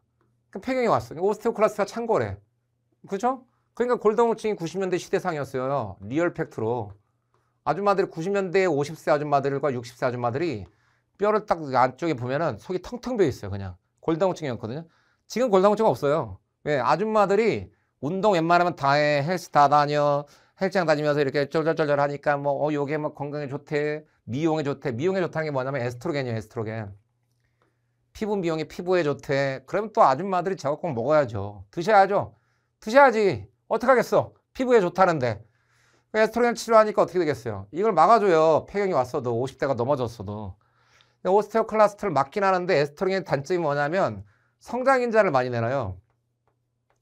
성장인자 많이 내놓으니까 어떤 일이 벌어졌어요. 이거 암시대가 된 건 여성 암시대. 여성 암시대가 된 거예요, 이게. 성장인자를 많이 내놓기 때문에 여성암이 많아진 거예요. 여성암의 특징이 뭔지 아세요, 여러분? 죽지는 않아요. 갑상선암과 브레스트 캔서로 30대 때 걸리지 않는 이상은 돌아가시질 않으세요. 위암이나 타. 30대 때 걸리는 거 말고요. 그때는 뇌로 전이를 하지만. 그러니까 이게 계속 만성 환자가 된 거예요. 당뇨처럼. 그러니까는 계속 병원을 와야 돼요. 그냥 한 달에 한 번씩은 계속 와야 돼요. 갑상선암 걸리잖아요. 계속 팔려 죽을 때까지. 생명에 전혀 지장이 없거든요. 그 환자들이 축적되는 거야. 그게 병원의 대규모화를 갖고 온 거예요. 왜 병원에 그게 근데 진단 검사하는 거. 병원의 만성 환자들. 그러니까 대규모화를 갖고 오니까 병원에 지금 현재 저 여성암 또 이제 보험 처리 많이 해주니까 그 병원들이 돈을 많이 벌게 되잖아요. 그러니까 주변에서 병원에 뭐 의사 연봉이 3억이 넘는다 그러면서 난리를 치는 거예요. 그게 사실상 그게 그렇게 온 게 아니고 여러 가지 요인 중에 하나가 이거예요. 여러 가지 요인 중에 하나가. 그러니까 여기 병원에 대규모가 오니까 병원의 파이가 커지잖아요. 그럼 예를 들어서 병원이 1,000억을 버는데 거기서 아까 기아자동차랑 마찬가지잖아요. 기아자동차가 프로피트가 커지니까 거기 계신 모든 분들이 연봉 더 달라. 평균 연봉 1억 5천이야. 들어가도 1억이 넘어. 신입사원도. 거기가 기아자동차. 근데 더 달라고 농성해요. 20% 인상해달라고. 왜 그게 가능해요? 기아자동차가 몇 조씩 남거든. 그걸 그냥 회사만 먹을 거냐 그 말이거든요. 그게 현재 프레임으로 맞아요. 회사만 잘 돌아갈 것이냐? 우리도 달라. 그러니까 병원의 프로피트가 커지니까 우리도 달라. 그게 그렇게 된 거예요.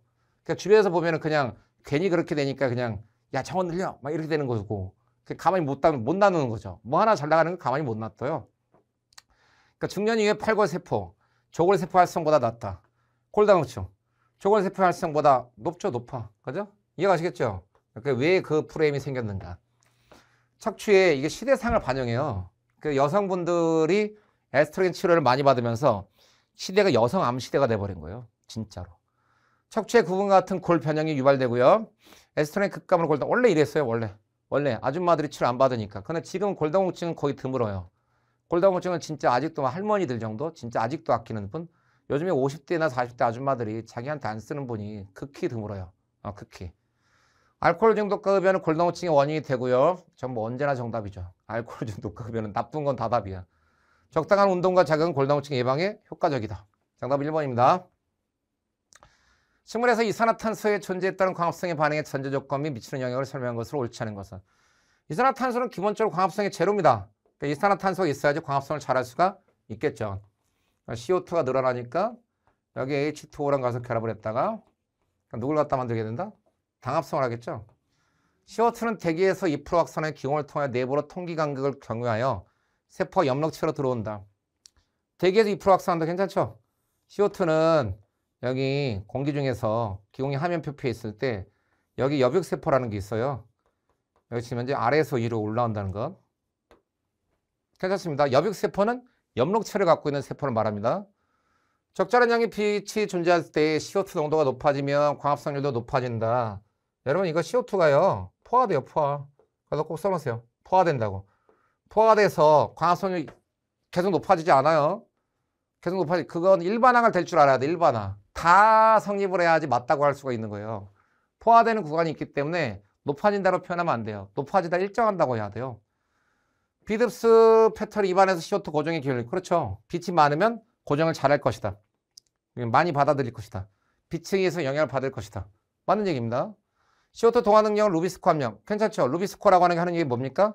RUBP라는 물질이 있을 때 리뷸로스 비스포스페이트, 리뷸로스 2인산, RUBP, 리뷸로스 비스포스페이트라는 RUBP가 있을 때 여기다 CO2를 갖다 집어넣어서 인글리세롤산으로 바꿀 수가 있다. 이렇게 생각하시면 좋겠습니다. 괜찮고요. CO2 농도가 매우 낮을 때 광합성에 의해서 고정되는 CO2는 호흡에 의해서 생산되는 CO2가 보상되므로 공기 중에서 호흡을 통해서 받기 때문에 밑줄 대기 중에서 받을 필요 없다는 얘기예요. 이해가세요? 지금 CO2가 농도가 매우 낮아요. 대기 중에. 그럼 광합성에 의해서 고정되는 CO2는 호흡으로 받아버리는 걸로 지금 현재 해결하게 되기 때문에 공기 중에서 CO2는 더 이상 흡수를 안 해도 된다. 정답은 2번입니다. 일반화가 안 되는 거예요. 일반화가. 가다가 일정하다고 해야 돼요. 알겠습니까? 네. 그럼 공기 중 흡수량 변화 없습니다. 왜? 지금 미토콘드리아 CO2, 호흡을 통해서 나오는 CO2를 그대로 광합성에 이용하면 되니까. 얘네들이 광합성을 할 때 제일 유명한 게 뭐냐면 결론적으로 식물에 이렇게 잎이 존재하고 있고 식물에 잎이 존재하고 있는데 하면 표피가 있고요. 여기에 미토콘드리아가 존재하고 있고요. 여기에 염록체가 존재하고 있는데 결론적으로 미토콘드리아 염록체가 있을 때 미토콘드리아에서 나오는 CO2를 그대로 염록체한테 준다는 얘기예요. 알겠습니까? 이게 가능한 케이스죠. 그냥 대기 중에서 받을 필요 없다는 얘기예요. 대기 중에 CO2 없으면. 그때 캠식물들이 주로 저런 방법 많이 써요. 기공 닫고. DNA 유전 물질은 측면 허시와 체이스는 파지를 이용한 실험을 통해서 DNA 유전 분자임을 최종적으로 입증하였다. 형질 도입이 워낙 유명하죠. 바이러스를 이용하면 형질 도입, 바이러스를 이용하지 않으면 형질 전환이라고 합니다. 알겠습니까? 바이러스 이용하면 형질 도입. 그래서 저기 몇 페이지 보시면 118페이지 좀 봐보세요. 118페이지요. 118페이지 보시면 형질 도입이라고 나와 있습니다. 거의 밑줄 도입은 반드시 파지 사용이라고 나와 있을 겁니다. 보이세요? 도입은 반드시 파지 사용. 그 다음 121페이지 봐보세요. 121페이지 보시면 자 허쉬와 체이스 실험 나와 있죠. 118페이지 있는 거 보셨어요? 도입은 반드시 파지를 사용해야 된다. 그 다음 121페이지에 허쉬와 체이스 대정균과 파지가 있다. 그렇죠? 파지를 사용하고 있기 때문에 형질 도입이 정답이겠습니다. 자 넘어가 보겠습니다. 포일에서 수정 후 나날 과정을 거친 배원포는 자궁 속막을 파고드는 착상 과정을 거친다. 임신되었다. 나날 과정을 거쳐서 배반포 포백이거든요. 그 포백의 특징이 제일 바깥에 있는 거 우리가 영양막 세포층이라고 그래요. 제일 바깥에 있는 것을 영양막 세포층이다. 이렇게 얘기해주고 있겠습니다. 영양막 세포층이라는 거. 보이십니까? 영양막 세포층이 자궁벽을 파고들어요. 자궁벽을 파고들고 자궁벽을 파고들 때 여기 안세포 덩어리라고 하는 게 있거든요. 영양막 세포층 안에 안세포 덩어리, 포백이 때 안세포 덩어리가 존재하고 있는데 저 안세포 덩어리가 두 겹으로 나뉘어요.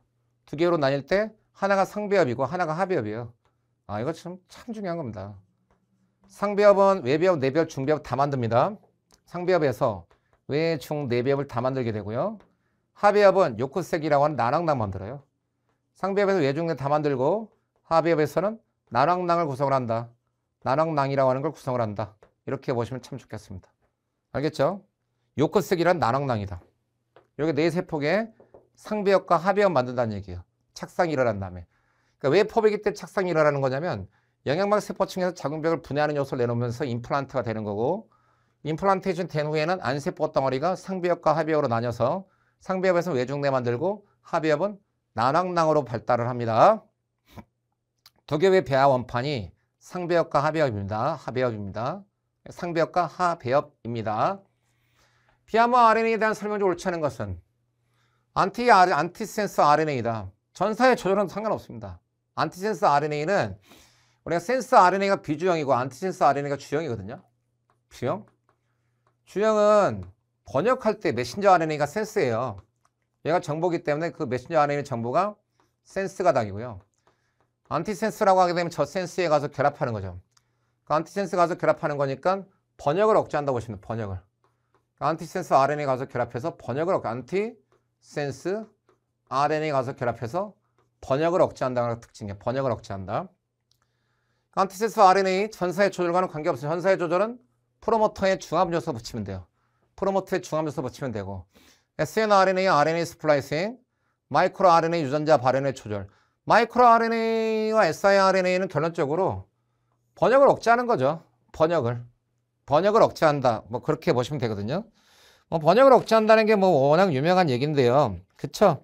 번역을 억제할 수가 있다라는 얘기에 해당하겠습니다. 그 번역을 억제한다 참 중요하긴 하죠. 잘 나오긴 해요. 매우. 그 162페이지 암이 있는데 암은 또 이제 뒤에 보다 보면 또 계속 나오니까 암 나올 때 그때 보여드릴게요. 그러면은 지금 현재 어디냐면 159페이지 보세요. 158이다. 158. 158페이지 보면 계속 보다 보면 마이크로 RNA 작용 자체가 나올 거예요. 밑줄만 가볼까요? RNA 간섭이다. 그 다음에 마이크로 RNA가 존재하고 있다. 밑줄만 가볼까요? 자, 159쪽 위에 siRNA 밑줄만 가볼까요? 이해가시겠죠? 네. 걔네들은 전부 다 마이크로 RNA와 RNA, 그 다음에 siRNA, RNA의 번역 방해, 유전자 발현, 그 번역을 조절하는 거니까. snRNA가 핵 인에서 작용하는 거예요. 핵에서 인이 있을 때, 인에서 리보솜 RNA거든요. 리보솜 RNA. 리보솜 RNA 절편화에 쓰인다. 리보솜 RNA 절편화에 쓰인다. 절편화에. 리보솜 RNA의 절편화에 쓰이고 있다. 이렇게 생각하시면 됩니다. 절편화된다는 거. 리보솜 RNA가 만들었을 때 이걸 이렇게 절편화시켜준다는 얘기예요. 이게 snRNA의 작용입니다. snRNA의 작용에 해당한다. 절편화시키는 거. 그 리보솜 RNA로 쭉 절편화시킨 다음에 저를 갖다가 지금 현재는 리보솜 만드는 데 쓰겠죠. snRNA 절편화라고 하는 게 뭐냐면 자, 뭐 질문 같은 거 있으시면 항상 김영 편입 사이트에 제 질문 게시판에다가 질문해 주면 됩니다. 그게 52페이지에 있어요. 52페이지에 존재하고 있는데 52페이지의 왼쪽 아래 그림에 52페이지 왼쪽 아래 그림에 있는데 45S 리보솜을 프리커서라고 하는 거 한번 밑줄 한번 가보세요. 밑줄 걷어요? 리보솜 RNA 전구체가 나가죠. 이게 절편화를 시켜서 각종의 리보솜 RNA 뭐 5.8S, 18S, 28S 만드는데 뭐 거기까지는 됐고요. 절편화시키는 거 핵인에서 그게 snRNA의 작용입니다. 52페이지요. 전사의 조절 아니라 번역 조절이에요. 번역 조절. 안티센스라는 건. 전부 다 1번이었어. 정답은 1번. 등산기계 독사에 물려 응급실에 내원하였다. 근육 경련과 함께 호흡을 호소하였다. 이런 거 독사에도 밑줄 하시고요. 졸라게 잘 나옵니다. 어디 편이 뭐든지 잘 나와요. 그러니까 보통 애들 중에 잘못 생각하는 게 나는 만약에 원광대를 쓰면 대가대를 안 볼 건데 그런 생각을 하는 케이스가 있거든요. 오산이야 오산. 알겠죠? 웬만한 거 다 공부하고 하시는 게 무조건 신상에 좋습니다. 신상이 좋다니까 수능으로 들어가기 어려워. 수능으로 들어가기 어렵고 인원도 증가를 시켜도 한 큐에 증가를 못 시켜요. 조금씩 증가시킨단 말이야. 농성하고 가만히 있겠니? 그래서 가만히 있지 않아요. 그래갖고 지금 뭐 막 돈 풀어준다 뭐 어쩐다 소송 해결해준다 별 문제 다 나오거든. 조금씩 증가하는 걸로 나올 수밖에 없어요. 조금씩. 그러려면은 뭐가 될까려고 한 20년 기다리니? 그렇잖아. 안 가고 말지 지금은. 그렇잖아요. 저 때는 갑자기 IMF가 터져가지고 다 의과대학으로 몰래 뛰었어요. 갑자기 나라 망한다 그래가지고 막 회사들 막 다 정리하고 그래가서 저도 전혀 의과대학 갈 생각이 없었는데 전혀 사실 고1, 고2, 고3 때 전혀 없었어요. 갑자기 IMF 터져가지고 전혀 없었어. 전혀. 근데 갑자기 터졌어요. 뭐 그럴 수도 있는 거죠 뭐 나라가. 그 306페이지 한번 봐보세요. 306페이지요. 그 306페이지를 보시면 그 306페이지에서 결론적으로 지금 현재 그 전기 활성도에 영향을 미치는 인자 그 얘기거든요. 그러니까 쉽게 말하면 전기 활성도에 영향을 미친다는 게 뉴런의 억제제예요. 뉴런의 억제제. 거기다가 써놓으시면 되겠다. 306페이지에다가 306페이지 그 뉴런의 뭐 전기 활성도에 영향을 미치는 인자 거기다 좀 써놓으시면 되는데 억제도 좀 알려셔야 될 게 있어요. 여기 뉴런의 축삭이 있을 때 그려보세요. 거기 나트륨 칼륨 펌프가 있거든요. 나트륨 칼륨 펌프가 있는데 같이 그려볼게요. 나트륨 칼륨 펌프가 있어야 지금 현재는 활동전이 발생을 하죠. 그걸 걱정하는 게 우리가 테트로도톡신의 보고독이라 그래요. 테트로도톡신의 보고독이라 부르고 있고요. 그다음 여기 끝에 존재하고 있는 거 여기가 전하부전성 칼슘 통로거든요. 저희를 갖다 억제하는 것은 우리가 뭐라 부르냐면 여기가 보톡스라고 그래요. 보톡스. 전하부전성 칼슘 통로. 그러니까 보톡스라고 부릅니다. 보툴리눔 톡신. 보톡스 주사가 이거예요. 이건 칼슘 통로. 전하부전성 칼슘 통로고 이거는 나트륨 칼륨 펌프고. 나트륨 칼륨 펌프고요. 야, 이거 진짜 잘 나옵니다. 이건 분가로톡신이거든요. 독서에 물렸다라고 하게 되면 분가로톡신, 그냥 독서에 물리면 여러분 어떻게 하는지 아세요? 그건 독서에 물리지 않게 산을 가면 안 되죠. 네. 그러잖아요. 산을 왜 가는지 모르겠지만 산을 가면 안 돼요. 산을 가고 잘못하면 지금 현재 좀 앉아있다가 이렇게 뭐 밑에다가 뭐 장판 같은 거 그런 거 있잖아요. 외부에다 뭐 까는 돗자리 깔고 앉아서 한숨 자다가 독사가 쉬 와가지고 딱 문단 말이에요. 그런데 산에 가서 왜 여름에 잘 수는 있지만 땅바닥에서 왜 그런지 모르겠어. 그러면 찌찌가못이 많죠. 진드기들 막 왔다 갔다 거리죠. 진짜 많거든. 또 뱀이 있어요, 여러분. 산에 뱀이 있으니 갑자기 와서 문단 말이에요. 그러면은 그런 거 들어보셨어요? 뱀 물리면 여기 반드시 여기 지금 현재는 옷 찢어가지고 여기다 묶어놓고 팔 위로 들어야 된다는 거 들어보셨어요? 뭐 안 들어보셨으면 상관없고요. 그게 왜 그런 거냐면 그 분가로톡신이라고 하는 게 여기 갖다 억제해요. 니코틴성 수용체 아세틸콜린 가서 결합해서 근수축을 하는데 아세틸콜린이 들어와서 이렇게 갖다 여기 그 근육 수축하는 거거든. 근데 저 독사의 독이 이걸 갖다 억제하는 거예요. 그냥 근수축이 안 돼요. 만약에 저게 분가로톡신이라는 그 독사의 독이 전신에 퍼졌다. 호흡이 안 돼. 호흡이 골격근이기 때문에 호흡이 마비가 돼요. 호흡 마비가 되면 어떻게 됐어? 3분 지나면 뇌부터 깨지는데 3분 지나면 그러니까 우선 가면 안 돼요. 그런 산에 가서 누워있거나 그러면 안 돼. 올라갔다가 바로 내려오든지 그래야지. 한숨 자고 있다면 그런 텐트 치고 자고 있다도 그런 일 벌어질 수 있어요. 텐트를 이렇게 싹 들어가지고 그냥 아응 하고 그걸 깨물어고 찍고 들어올 수도 있단 말이에요. 왜 가는지 모르겠지만 이걸 갖다 막아버리니까 호흡 마비로 죽어요. 안 그러면 벌한테 물려가지고 죽는 케이스도 있어요. 벌 이렇게 떼거지로 와가지고. 신의 수호 수용체입니다. 그러니까는 위험에 빠질 걸 하면 안 되죠. 이게 혈액 안 빠지게, 혈액이 전신으로 안 퍼지게 해주는 거예요, 이게. 혈액이 퍼졌다가는 전신 마비로 죽어버리니까. 잘못하면 이거 뱀한테 물리면 고기 사지 절단할 수도 있어요. 그 위험한 거를 왜 하는지 모르겠다. 다음 보기는 호흡기 해부학적 용어들을 나열한 것이다. 우리가 흡식할 때 공기 이동 경로. 흡기를 하게 되면 제일 먼저 누가 있냐면 비강, 코로 들어오죠. 그 다음에 인도입니다. 코로 들어왔다가 이게 들어오는 장소가 여기 인도라고 하는 인도. 인도로 들어왔다가 여기가 지금 현재 뒤에는 식도고요. 뒤에는 식도에 나오고요. 앞에는 다름 아니라 기도에 나오 공기의 길 기도거든요. 그 공기의 길 기도에서 기관이 있고요. 그 다음에 한번 브랜치 치면 기관치예요. 한번 브랜치를 치면 기관치고요. 그 다음에 브랜치를 치면 세기관지에 해당해요. 그 다음에 브랜치를 치면 세기관지에 해당하고 마지막에 폐포로 들어오는 거죠. 알겠습니까? 그래서 비강, 콧구멍, 그 다음에 인두 봤습니까? 여기가 호두예요. 주변이 호두고요. 여기 기관, 그 다음에 아래 바로 브랜치 치면 기관지, 한 번 더 브랜치를 치면 세기관지. 정답 2번입니다. 넘어가 볼게요. 유연관계가 전혀 없었던 진짜 잘 나옵니다. 이게 환경에 적응했다는 얘기예요. 진화할 때. 진화도 제일 잘 나오는 거거든요. 경희대학교에서 나오더라 이거. 환경에 적응했다. 환경에 적응했다. 이렇게 생각하시면 좋겠습니다. 환경에 적응하고 있었다는 거. 됐어요? 그 환경에 적응하는 게 우연성이죠. 우연성. 우연히, 바이 찬스. 우연히 조상은 다른데 우연히 환경에 적응하다 보니까 현재 역할이 똑같아진 거예요. 저런 건 수렴진화다. 보통 진화라면 발산진화예요. 조상은 똑같은데 다른 형태로 바뀐 거죠. 사람과 원숭이로. 근데 저거는 전혀 조상은 다른데 환경에 정하다 보니까 대표적인 식물이 시포식물이거든.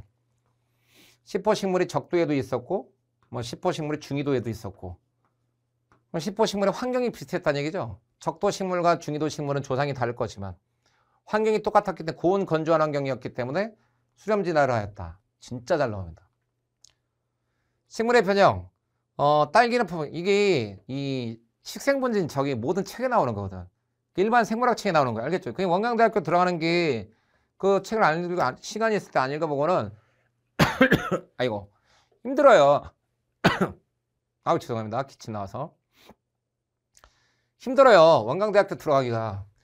그때 식물의 변형인데 이게 기는 줄기가 다 생식이거든요. 포복경, 생식, 괴경, 새로운 개체, 양분 저장한 거예요. 감자의 줄기가 괴경이 양분 저장이에요.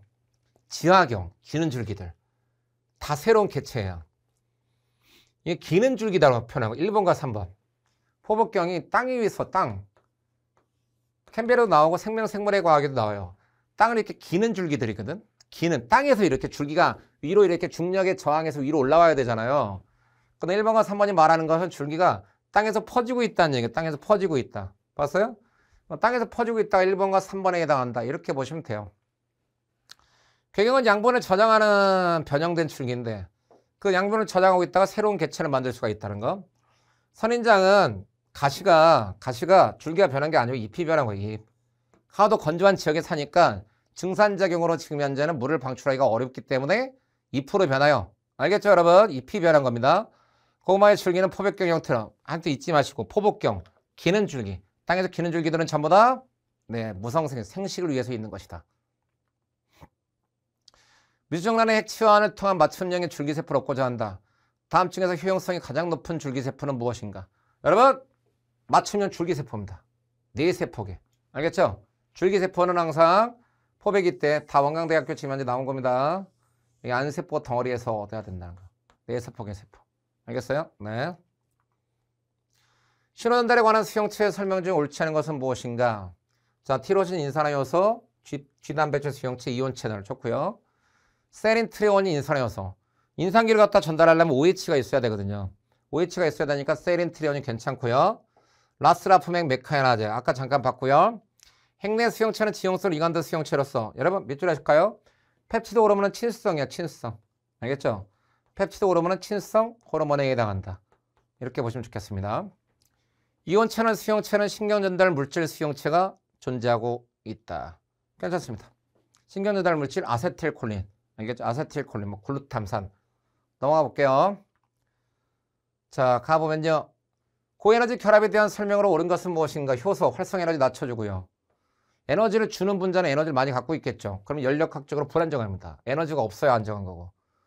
고에너지 결합이 가수분해될 때 발열 반응이죠. 큰 음수의 델타지를 갖고 발열 반응이니까 모든 생물은 에너지 얘기할 때 G로 얘기해야 되기 때문에 G로 얘기할 때 발열 반응에 해당하겠습니다.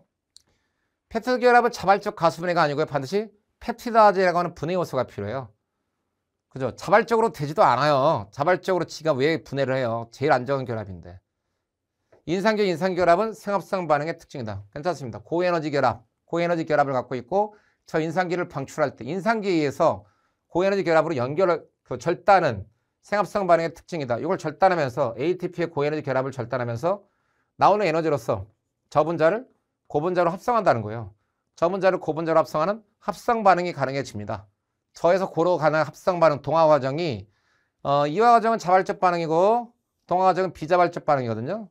동화 과정은 비자발적 반응이니까 저는 비자발적 반응을 하기 위해서는 ATP의 분해 반응이 꼭 있어야 되겠다. 맞습니다. 자발적으로 지가 혼자 스스로 분해하면 단백질 누구도 못 만들게요. 정답은 4번입니다. 식물 호르몬, 에틸렌, 노화 호르몬이죠. 알겠죠? 시토킨, 사이토키네시스, 세포 분열이니까 노화를 방지하고 옥시는 정단부에서 기저으로 망하는 극성, 폴라리티를 갖고 있고요. 앱시사는 종자 발화의 억제제 좋습니다. 크리토크롬은 적색광과 근적외선 효과를 매게 한다. 크리토크롬은 청색광 수용체예요. 알겠죠? 네, 반드시 읽어봐야 되겠습니다. 시간이 있으시다면. 시간이 없는 상황에서 봐야 된다면 그냥 필기노트 정도는 공부할 책만 보고 봐도 되고요. 남성 응급실에 내한하였다.